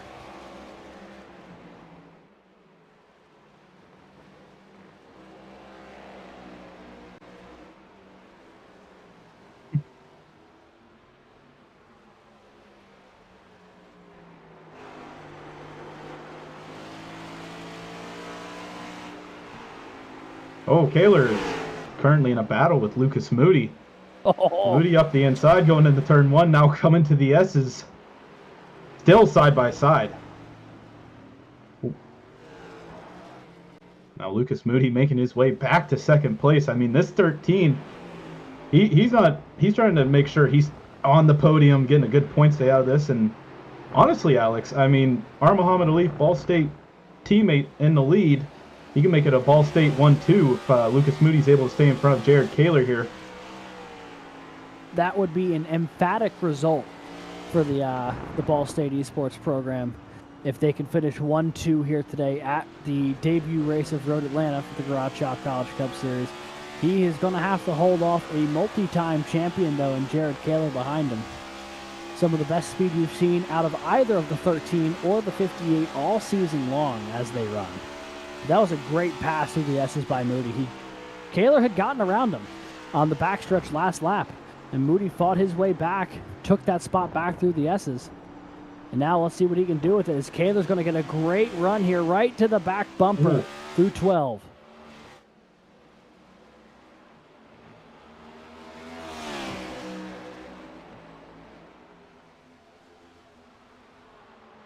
Charles Wembley kind of lurking in the distance there, the only other car in shot running in P4. This was that pass for second. Oh, someone got big time into the wall behind them. What? That wasn't even what we were trying to look at, but we'll have to go and take a look at that in a minute here.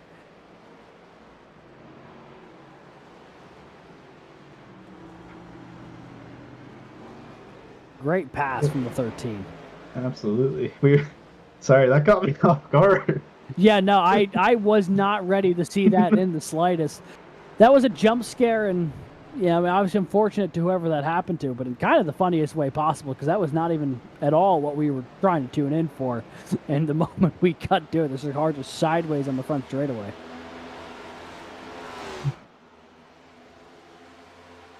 Well, it looks like the Ball State 13 machine here is going to have to battle some lap traffic going down the back stretch here.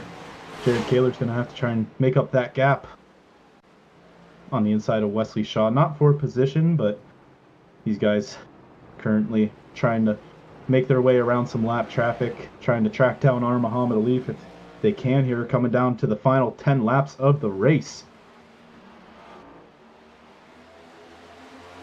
So we're coming back here to the battle for 12th. Jason Wallet, Clint Halterman, both former CIL winners who are trying to get a late season surge going here.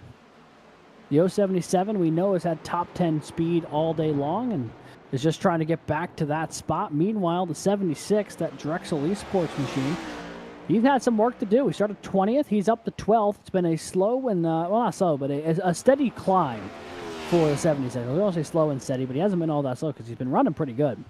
As Halterman looks to the inside here, he'll pass him for that 12th spot, but it's been a pretty good day so far for the Drexel Esports machine. It has not been the greatest of seasons for Jason, but putting together a pretty strong effort here today at Road Atlanta.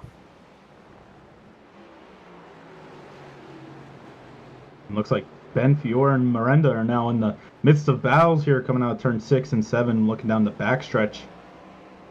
Miranda, I mean, has made his way up almost to the top 5 now. He's on a warpath trying to make sure he try and, get a great result out of today, potentially a podium. But first, Ben Fiore stands in his way, coming to turn 10. Miranda takes a quick glance to the inside, but thinks better of it and gets behind. Again, this track, you have to plan your passes, and if you can't absolutely send it unless you want to, torpedo it and take you and the other guy out, so. Of which there has been a couple tonight. And this is a little further back in the field. This is the 33 of Matthew Burton, the 124 of Nick Stockner, the battle for 20th as they run. So battles happening all over the track here. Obviously, Nick Stockner we got to talk to in the Ignition Zone pre-race show. Once again, big shout out to OWR for sponsoring tonight's race, the Turn 6 Memorial 200 at Road Atlanta.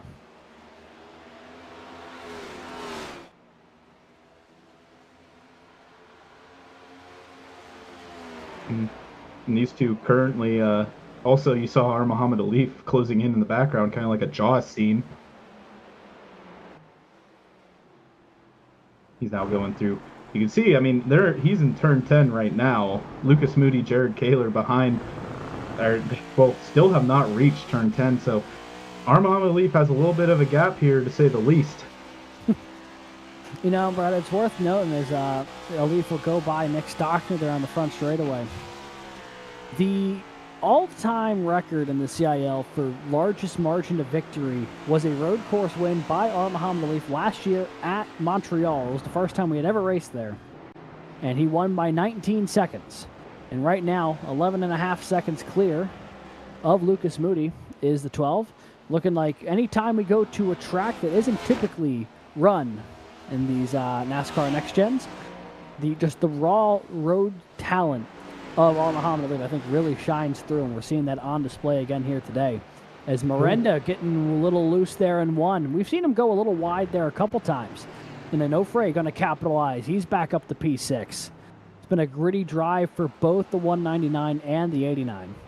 Miranda trying to overcome that damage, and Onofre trying to overcome the miscue on pit road. And both of them have had the time to rally back to what will be a really good points day for both of them.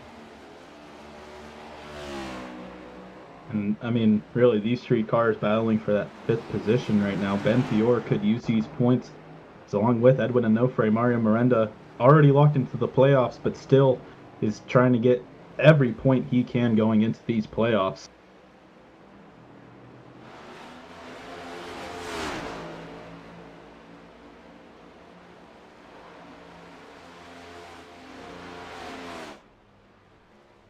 Oh, Daniel Nanny will miss his box for a second there.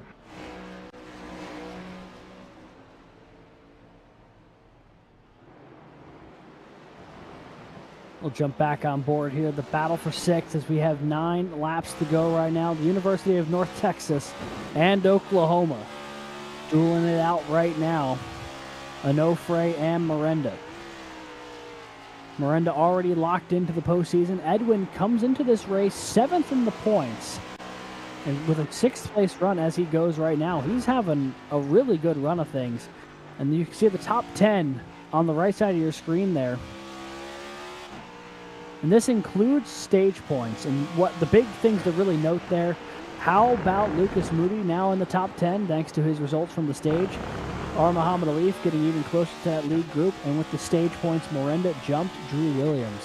So a fun bit of shuffling there. That is the live look at the points after the stage break.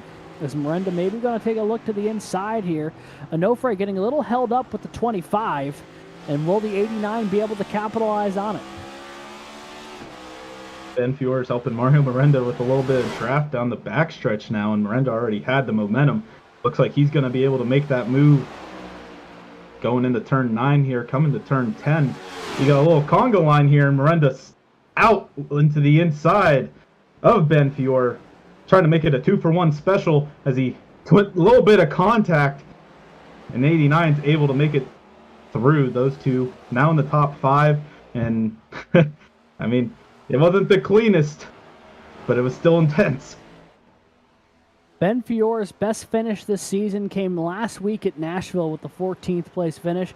Currently duking it out for a top 5 result here with Mario Miranda and Edwin Onofre, 2 drivers who are in the top 7 in points. And this Marist College machine every week just seems to be getting better and better. It's been a fantastic show from the 25. He's been some of the best action on track. And now having this duel with Edwin Onofre. The 199, I'm sure, going to look to try and clear the 25 sooner rather than later, seeing that Miranda was just able to a moment ago. Will the 199 find something to make it happen here and usurp that 6th spot from the 25?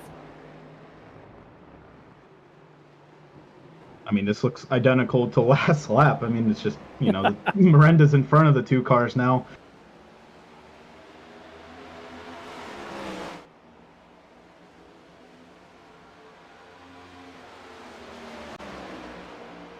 The Marist machine, UNT, duking it out for the 6th position here. Edwin Onofre goes to the inside, sends it in there, and oh, he sends it a little too much, has to take an evasive maneuver, and is, well, in front of the 2 cars. Don't know if that was legal, but I think we'll have to give that time back.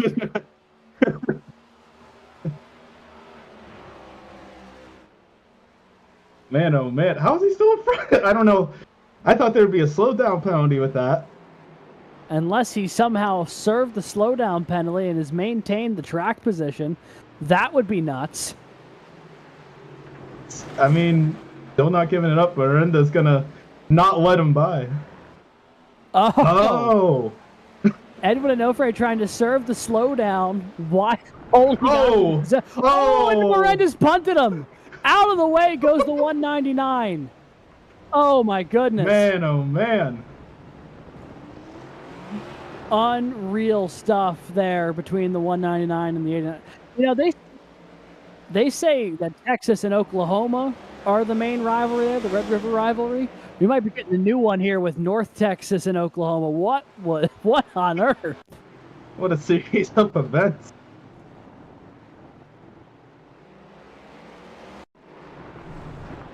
Yeah, so through the grass, the 199 went, gained a ton of time, and then was trying to give it back while maintaining the position he got from accidentally overshooting the corner.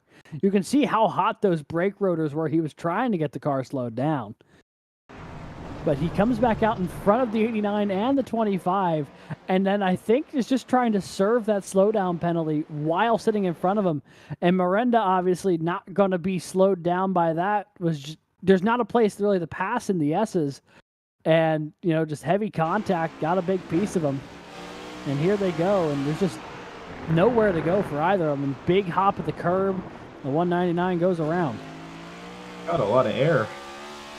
He certainly did. Off those curbs. Well, now it's down to 2 for this position.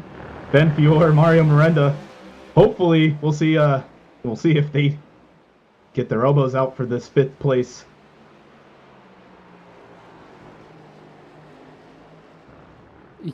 Producer Christian in our headset was just saying he can't wait to see the steward's note on how they settle that one with the 89 and the 199, folks. And quite frankly, I can't say I blame them. Oh! Oh my lord. Oh no. Oh no.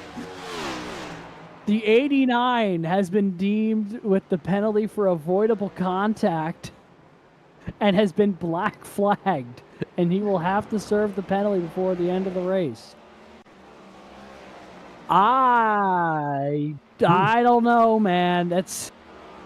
I understand he kind of just turned the 199, but like the reason he got there was via questionable means, but there's a reason that they're doing the stewarding and I'm not, man. But holy. There might be a couple or variables maybe we didn't see from that, but like, yeah, from what we see, all though. Yeah. Oh boy, all right, well, we could call the ifs and ands, say all we want, but the fact of the matter is, race control has deemed the 89 to have to serve that penalty. So, back a little further in the field, there's Edwin Onofre trying to clear Andrew Stagey here. This is the battle for 8th on track. The 88 hanging right with him, though. Schulenberger just behind him. Onofre going to try and work his way back up there. We got 4 laps to go in what has been a very eventful race here at Road Atlanta. It's been fun, but it's been eventful to say the least. The 199 now clears the 88. Holds on to P8 on track. Soon to be P7 once Mario Miranda serves his black flag. Really, a lot of these cars will gain a position from that.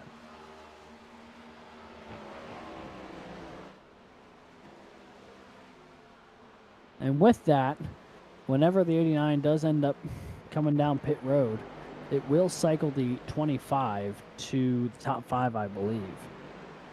But, 4 laps to go here from Road Atlanta. Our Muhammad Ali has been in firm control of this race since the drop of the green flag. Just got around Oscar Enriquez there in the 56. And, it's one of those days where, it's a road course, and the road course king of the CIL over the past few seasons is going out and doing what he does best, which is just run clean, consistent laps, lap after lap. And now he has put over half the field a lap down at this point. Only 16 cars remain on the lead lap. Oscar Enriquez, who we just passed, is running in the 17th position. He's been pretty quick, but not quick enough, I guess, to avoid our leader here, Muhammad Ali, who's just been on another planet tonight. Enriquez just trying to get to the end of this one. He's had horrible luck this season. Just trying to finish one of these races has been a challenge. Not really of his own fault, just other accidents happening around him. But a decent day for the George Mason machine.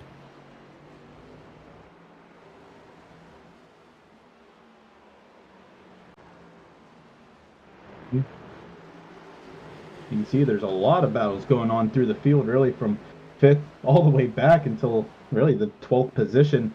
As you see the 5th place battle here between Mario Miranda, Ben Fior, still going on here through the S's.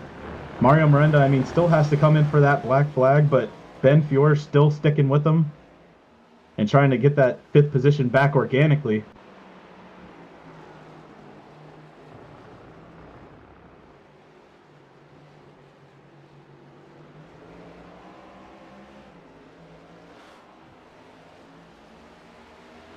Sounds like over the airwaves, there's still more conversation happening with the Oklahoma camp and race control, trying to get this sorted out. Ben Fior, meanwhile, continues to hound the back bumper of the 89, not right up to the back bumper, but just staying in the mirror, staying present enough. And it looks like this time the 89 will peel down pit road to serve that penalty. I'm sure rather begrudgingly at that, but I don't think I'd blame him. There is certainly going to be a lot of review of that one when this is all said and done. So Alif and Moody run 1-2. Kaler, Wembley, and now Fior, your top five as the 25 got big time checked up behind Jordan Byers there from Penn State Barron.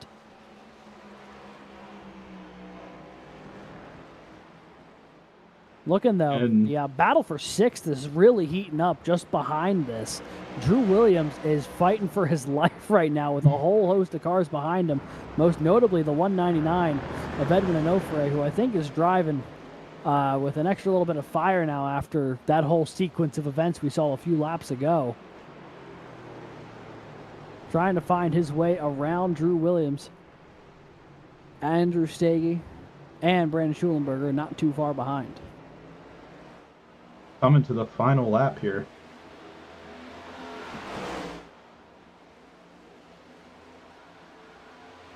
And the white flag is in the air, which means we're going to do a quick little shout out here to the Makoni Setup Shop. This white flag presented by Makoni, the homes for setups, paint schemes, coaching, and more, the official setup shop of eNASCAR. Visit MakoniSetupShop.com to subscribe today. We have this battle here with Drew and with Edwin for P6. That battle will likely rage on over the course of this final lap. But I tell you what, it has been clinical for the driver of the 12 machine, Muhammad Alif, as he makes his way down the back straightaway for the last time here tonight. He has led just about every lap. He certainly has led every green flag lap of tonight's event. It's been a dominating performance for the Ball State driver. And for the first time this season, a points-paying race will be won not by the University of Oklahoma, but it'll be won by Ball State. And the road course king continues his reign as Muhammad Alif wins at Road Atlanta.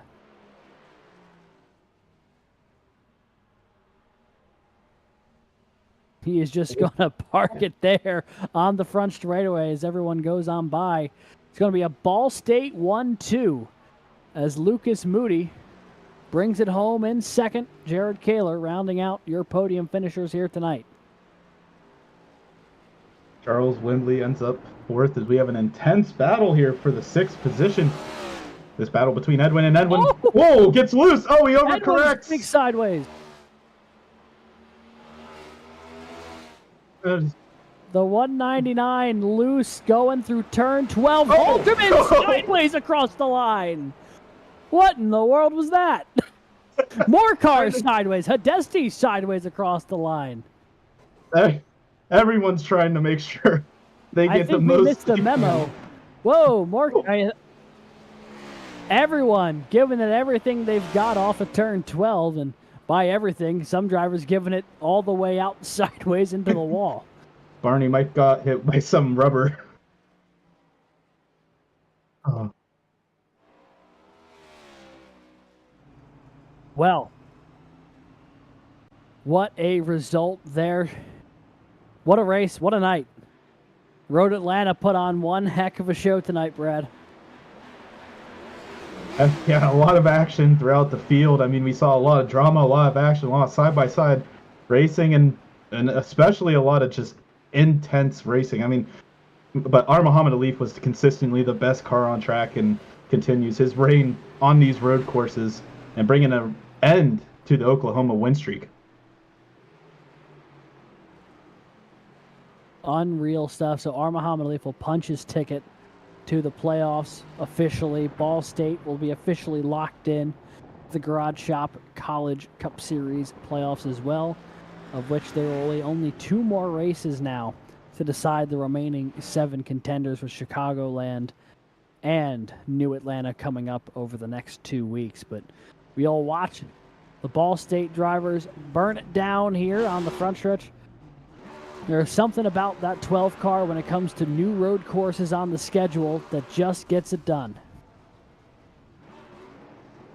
And I mean, if Lucas Moody wasn't, within 12 seconds, that record that you were talking about, Alex, of the largest interval between first and second might have been broken. But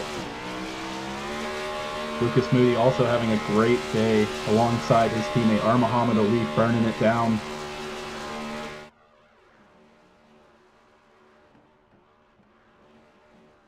Big time win for Ball State. They've had speed all year. We've seen Alif and Nanny and Moody regularly battling with the Oklahoma drivers at the front of the field. And now this time they finally are able to put one in the win column. So we will talk with all of them in just a moment. But first, we're going to take a quick commercial break. When we come back, the race results for the Turn 6 Memorial 200 presented by OWR here at Road Atlanta, plus interviews with your podium finishers. Don't go anywhere. We'll be right back.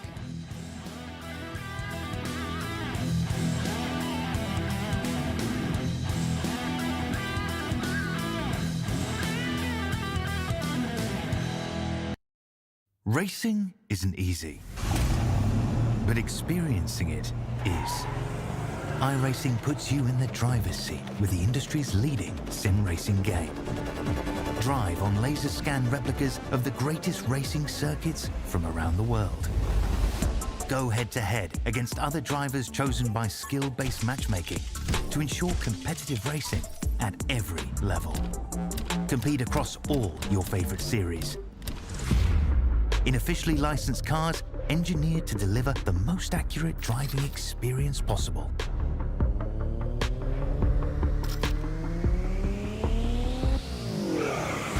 Join a race or host your own with players from across the globe. Race against the computer or in a league with friends. Feel the thrill behind the wheel. Visit iRacing.com.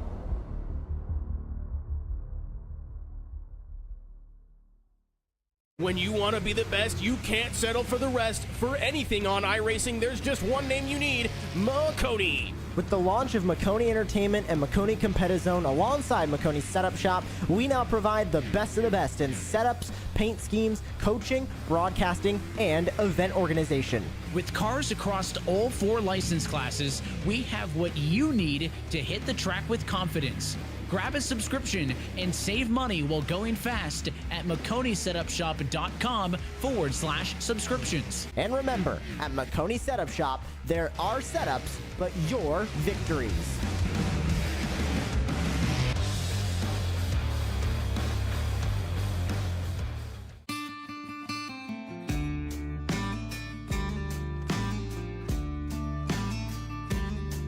Hello, my name's Aaron Brown from the Garage Shop in Denver, North Carolina.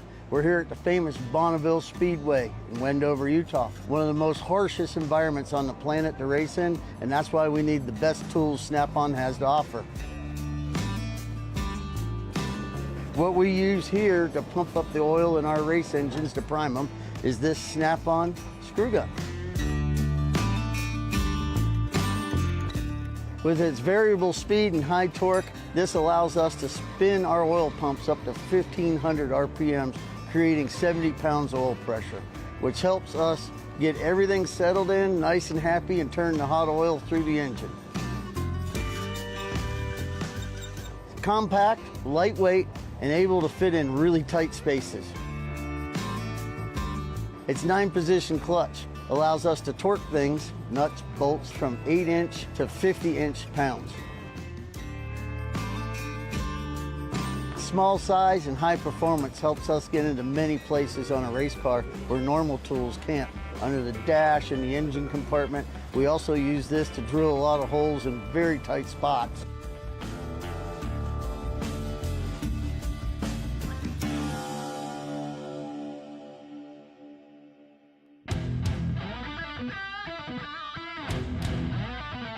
On a spectacular day for racing here at Road Atlanta, we got treated to an absolutely thrilling road race here, our first of 2 this season in the Garage Shop College Cup Series. Ton of action all throughout the field, but the result, once he got clear, was never in doubt. Your final results tonight: Ball State's R. Muhammad Alif, winner here today by 12 seconds over Lucas Moody. An incredible drive for the driver of the 12 machine. Great run for Moody as well for the Ball State 1-2. Jared Kaler brings it home third tonight for UNC Charlotte. Charles Wimbley for Guilford College, and Ben Fiore for Marist, 4th and 5th respectively. Great runs for both of them. Drew Williams picks up the alumni class win in 6th. For Clemson, Andrew Stakey, another Ball State driver in the top 10. He'll finish 7th. Brandon Schulenberger for Wingate, Arizona State's Garrett Vighton, and Edwin Onofre from the University of North Texas round out your top 10. UNC Charlotte's Clint Halterman finishes in 11th, followed by Mario Miranda, who had to go through that black flag scenario at the end of the race here. Falls back to 12th from the University of Oklahoma. Hunter Adesti in 13th was fast all day, ended up in the 13th position. Jason Wallet in 14th from Drexel, good day for him. In 15th, Aiken Lamar from Howard Community College. 16th, Bryce Kobler from Emory and Henry. 17th, Oscar Enriquez from George Mason University. And in 18th, Matthew Burton from ETSU. Nick Stockner, who we talked to in the pre-race, finishes 19th from Clemson University. And rounding out your top 20, Edward Sanchez from Baruch. Once you get past the top 20 here, the back half of the field, all of these drivers 1 or more laps down. Connor Bingle from Alabama Huntsville, Ben Neller for Ball State, Ryan Whitlock also for Alabama Huntsville, John Hagan, our points leader. Not a great day for the driver of the 27 today. And then Wesley Shaw in 25th for Texas A&M Texarkana, with Ricky Paz, Logan Harpine, Alan Hong, Sully Yildiz, and Justin Byers rounding out your top 30.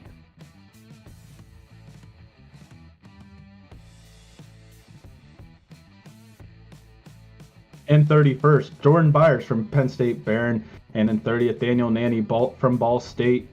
In 33rd, we have Ethan Decatur from Valparaiso. In 34th, Esteban Munoz from FIU. In 35th, Alex Finnerty from UNC Charlotte. And in 36th, Roger Primo from Paul Smith's College. And his teammate Carter Capini finishes 37th. 38th, Andrew Burrell from Clemson University. And rounding out your top 40 here, Lee Kane in 39th from the University of Southern Mississippi, and Sky Schreck from the University of Oklahoma.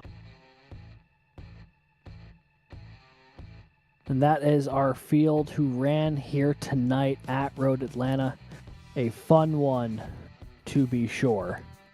But now we have an opportunity to talk to our race winner, catching up here.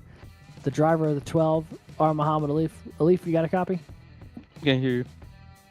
Awesome. Well, hey, you know, we were looking at you from the drop of the green flag today as one to watch here. And, you know, you absolutely proved that suspicion to be correct. 3 straight Garage Shop College Cup Series wins when it comes to road courses now dating back to last season. You get that win to punch your way into the playoff picture here. Talk to us a little bit about your night. It looked like you had a bit of a battle going on with Miranda early.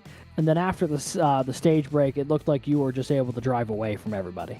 Yeah, I mean, it was a good battle, good pull. I think that's our 3rd in a row or 4th in a row for Ball State. So good qualifying, and then after that, I was just keeping an eye on Mario. I had a feeling he was gonna go for the no stop, so I pulled out a 5-second gap, and then I was like, let's save tires. And I started saving tires and just didn't take tires at the stop, just to avoid the undercut in the pit stop. So yeah, a bit of a change in strategy in the middle there, but I think it was worth the call. Kept our position at the front, and then after that I was just controlling the pace, controlling the tires, making sure they don't really fall off a cliff in terms of wear, and bringing the car home and bringing the win home. Yeah, and bring the win home you did. Not only you, but obviously your teammate Lucas Moody finishing in second. A Ball State 1-2 tonight. Got to imagine after a couple of close calls this season, this is a really gratifying result for the team to not only win, but to have 2 drivers on the podium. Yeah, I mean they call it a Great Wall of Ball for a reason. So, so yeah, we're super happy with our performance as a team. I think we really prepared well and delivered. So yeah, into the playoffs we go, and yeah, keep pushing. All right, and with one more road course on the schedule coming up in a few weeks, I believe it is Watkins Glen that's on the schedule in a few weeks, a place that you yourself have won at before in the Garage Shop College Cup Series.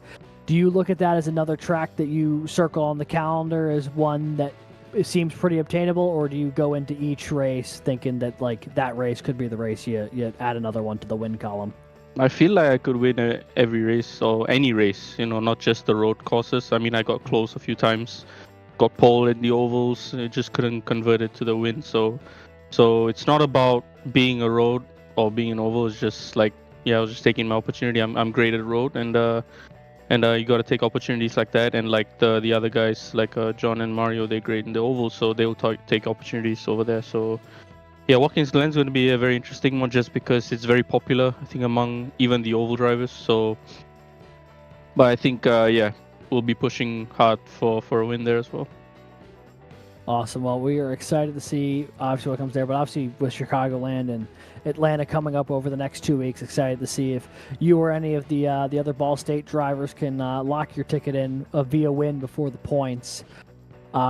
Believe anyone you'd like to shout out tonight to celebrate your win? Yeah, the whole team, really. Lucas for getting the P2, Andrew for getting his top 10. I think it was a P8 or P7. Good stuff. Ben, Daniel, P7, nice, yeah. And like the whole team. And I've got our academy driver, Nick, who's watching as well. And everyone who's watching. My family back home as well. Big thank you. And yeah, big shout out to Singapore. Alrighty. Well, hey, thank you so much for joining us up here in the booth. It's always a pleasure to have you here. Congrats on the win. Congrats on the Ball State 1-2. And hopefully we'll get to talk to you again soon here up in the CIL broadcast booth. Thank you. See you guys. That was our race winner here tonight, driver of car number 12, R. Muhammad Alif.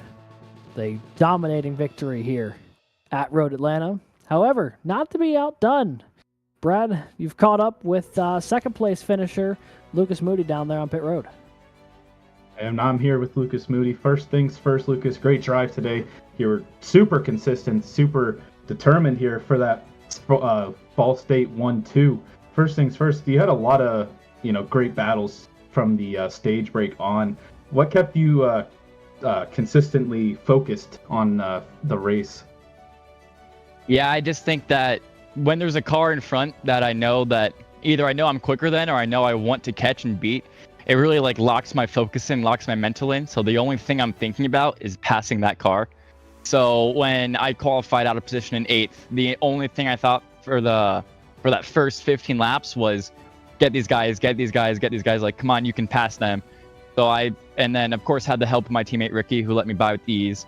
But yeah, I got up to 5th at the stage break, which was huge because then I was able to jump everybody else for only taking left side tires, which was a plan Ball State had coming into this race. And from there, I just had a magnificent battle with Kaylor. We were fighting on and on for the last couple laps. And yeah, just when there's a car in front, it always keeps me locked in, which is nice.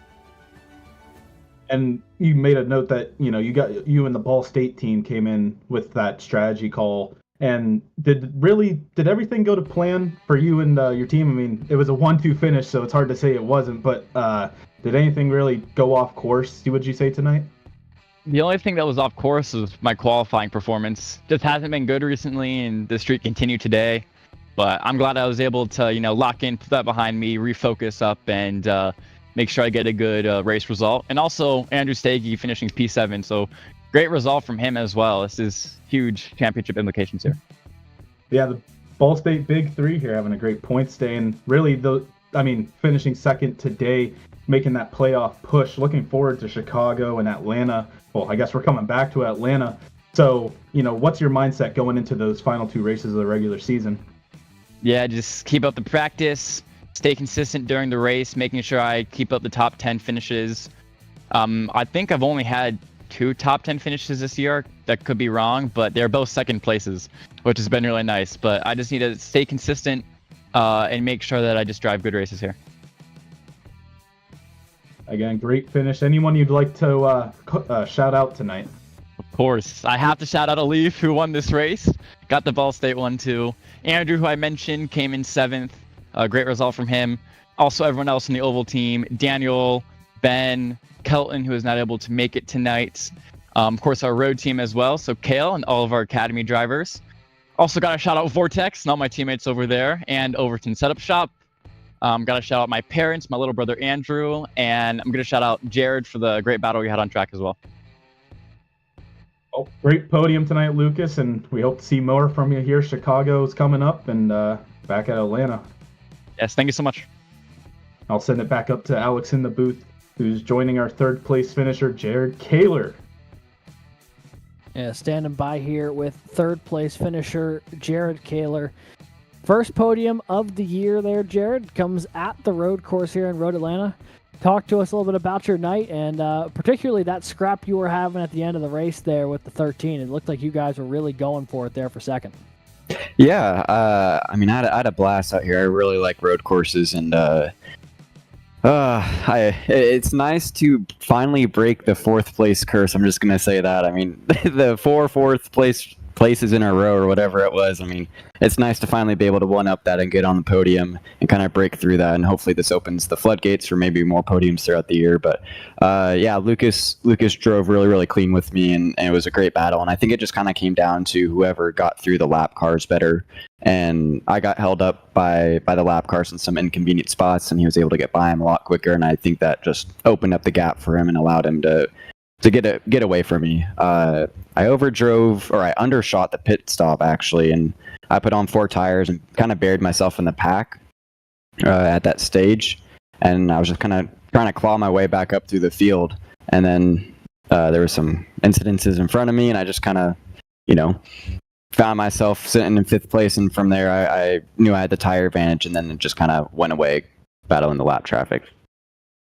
Yeah, you definitely had a front row seat to a couple of those incidents. The one that immediately jumps to mind is the one with the 30 and the 077 down there going down the stretch.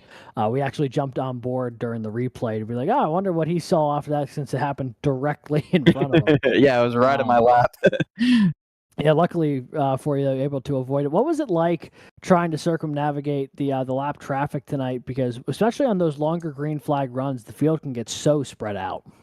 Yeah, it's just, it's all about trying not to catch them in the wrong spot. And if you can get them coming off turn 7 down the backstretch, that's obviously the most ideal spot to get them. But you're trying to gauge whether or not you're going to catch them up through the S's, and sometimes you do, sometimes you don't. And I think I always kind of messed up how I gauged them and caught them right at the end of the S's into turn 5. But it was pretty tricky. But a lot of them did do a good job kind of getting out of the way and kind of letting us race. Well, Jared, solid run for you tonight. 3rd place finish, first podium of the year. However, it's been a pretty good points year for you, all things considered, ignoring the blip that was Nashville. Yeah.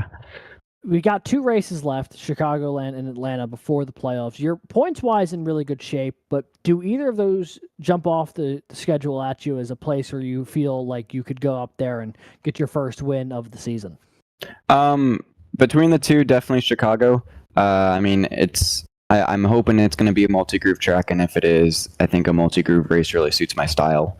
So I'm really looking forward to Chicago, and obviously it's a worn-out track, so tire wear is going to be a big issue with that, especially if you get some green flag runs going in there.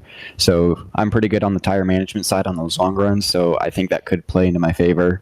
But then Atlanta, it's just like a Talladega or Daytona. You're just going in there and hoping when the crash happens in front of you, you somehow make it through. So, you never know with Atlanta. Maybe we can end up at the front there, but I definitely have Chicagoland circled. Gotcha. Well, we are excited to see what you do at either of those places. Before we let you go tonight, anyone you'd like to shout out this evening? Yeah, I'd like to thank you guys for obviously putting on the race and putting on the stream for everyone to watch. Everyone at OWR and of course UNC Charlotte, and then I have a couple guys on board this year: CWH Photography, 24 Degrees Motorsport Media, and then Booth 34 Diecast as well. So yeah, looking forward to the last two races of the season and seeing if we can maybe snag a win.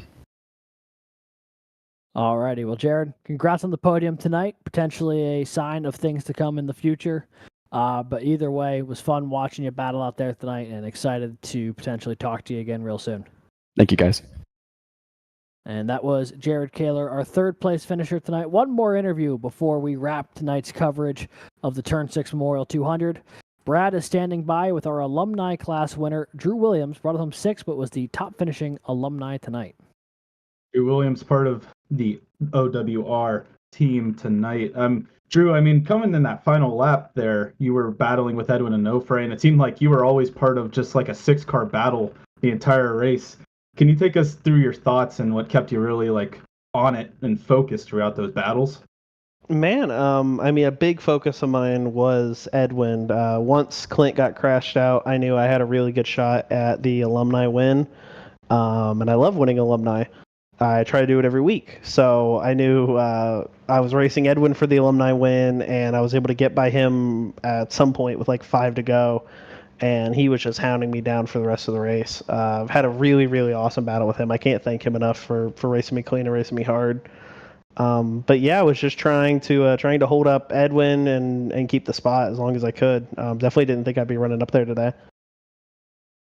Yeah, I mean, to your point, starting 16th, what were some of your thoughts at the start of this race? And, obviously you jumped up 10 positions by the end of it. So what went right and what went wrong? Yeah, I think honestly, most things went right.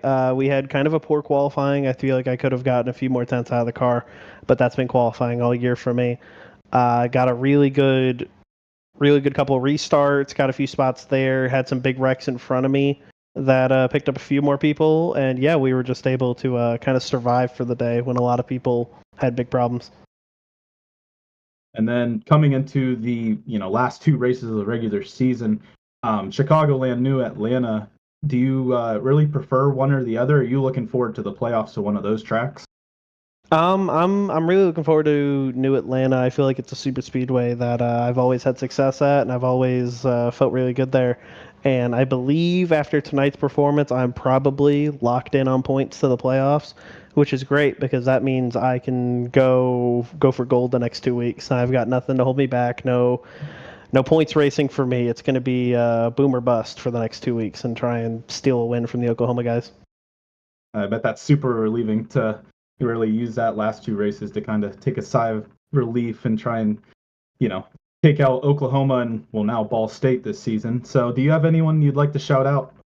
Of course, I want to give a huge shout out to all my Orangeville Racing guys. We sponsored the race, didn't have as good of a result as we wanted. Only 1 car in the podium, only 2 cars in the top 10. But overall, a really happy day for the guys. And huge shout out to Edwin and Andrew Steggy for both racing me really clean that last few laps there.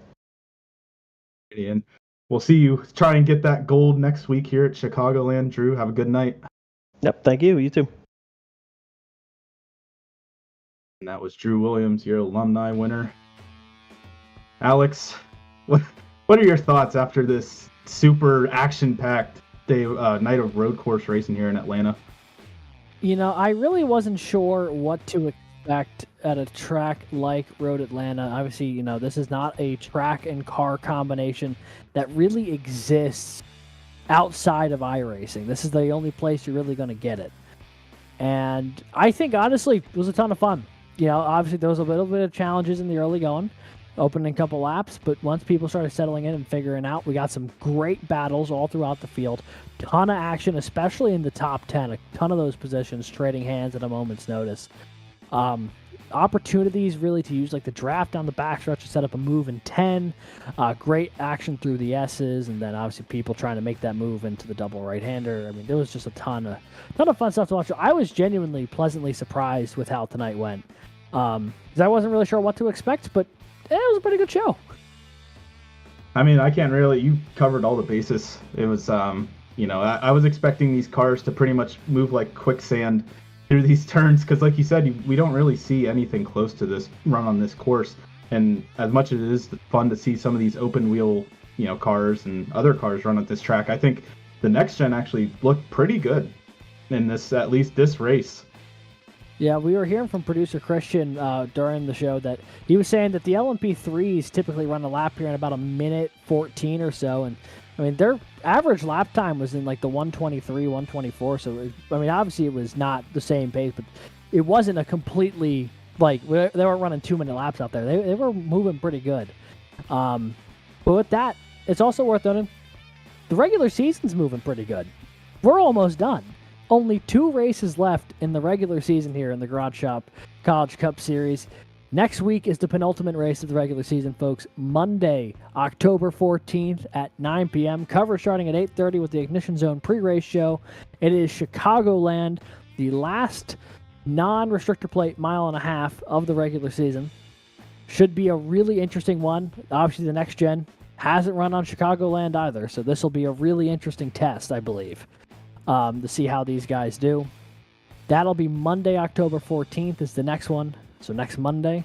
However, if you do not want to wait that long for more CIL action, tune in this Wednesday for Formula C. They're going to Barber Motorsports Park, a classic pairing of IndyCar and Barber. Should be a blast.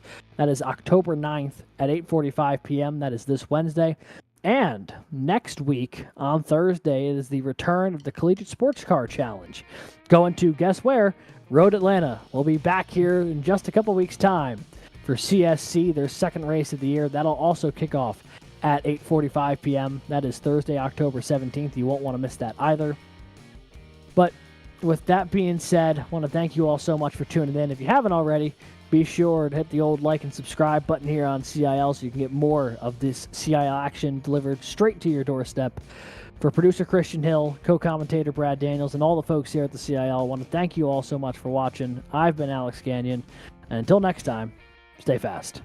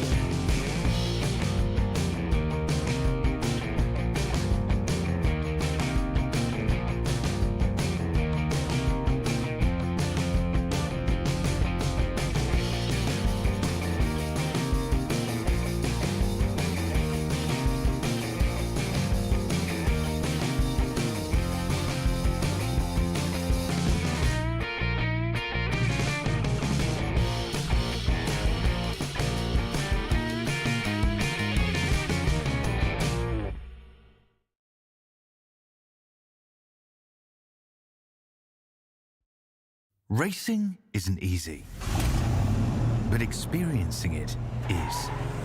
iRacing puts you in the driver's seat with the industry's leading sim racing game. Drive on laser scan replicas of the greatest racing circuits from around the world. Go head-to-head against other drivers chosen by skill-based matchmaking to ensure competitive racing at every level. Compete across all your favorite series in officially licensed cars engineered to deliver the most accurate driving experience possible.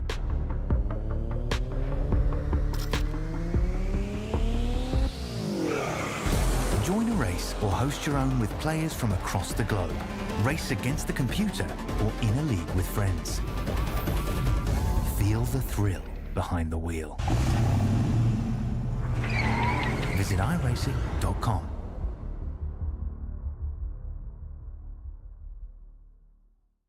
When you want to be the best, you can't settle for the rest. For anything on iRacing, there's just one name you need, Makoni. With the launch of Makoni Entertainment and Makoni Competizone alongside Makoni Setup Shop, we now provide the best of the best in setups, paint schemes, coaching, broadcasting, and event organization. With cars across all 4 license classes, we have what you need to hit the track with confidence. Grab a subscription and save money while going fast at MakoniSetupShop.com/subscriptions. And remember, at Makoni Setup Shop, there are setups, but your victories.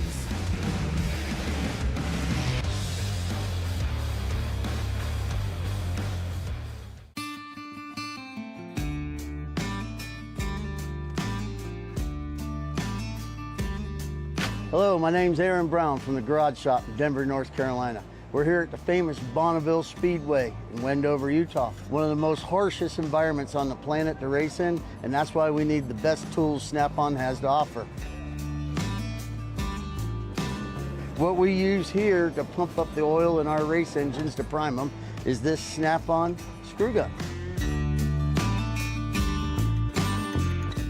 With its variable speed and high torque, this allows us to spin our oil pumps up to 1,500 RPMs, creating 70 pounds oil pressure, which helps us get everything settled in, nice and happy, and turn the hot oil through the engine. It's compact, lightweight, and able to fit in really tight spaces.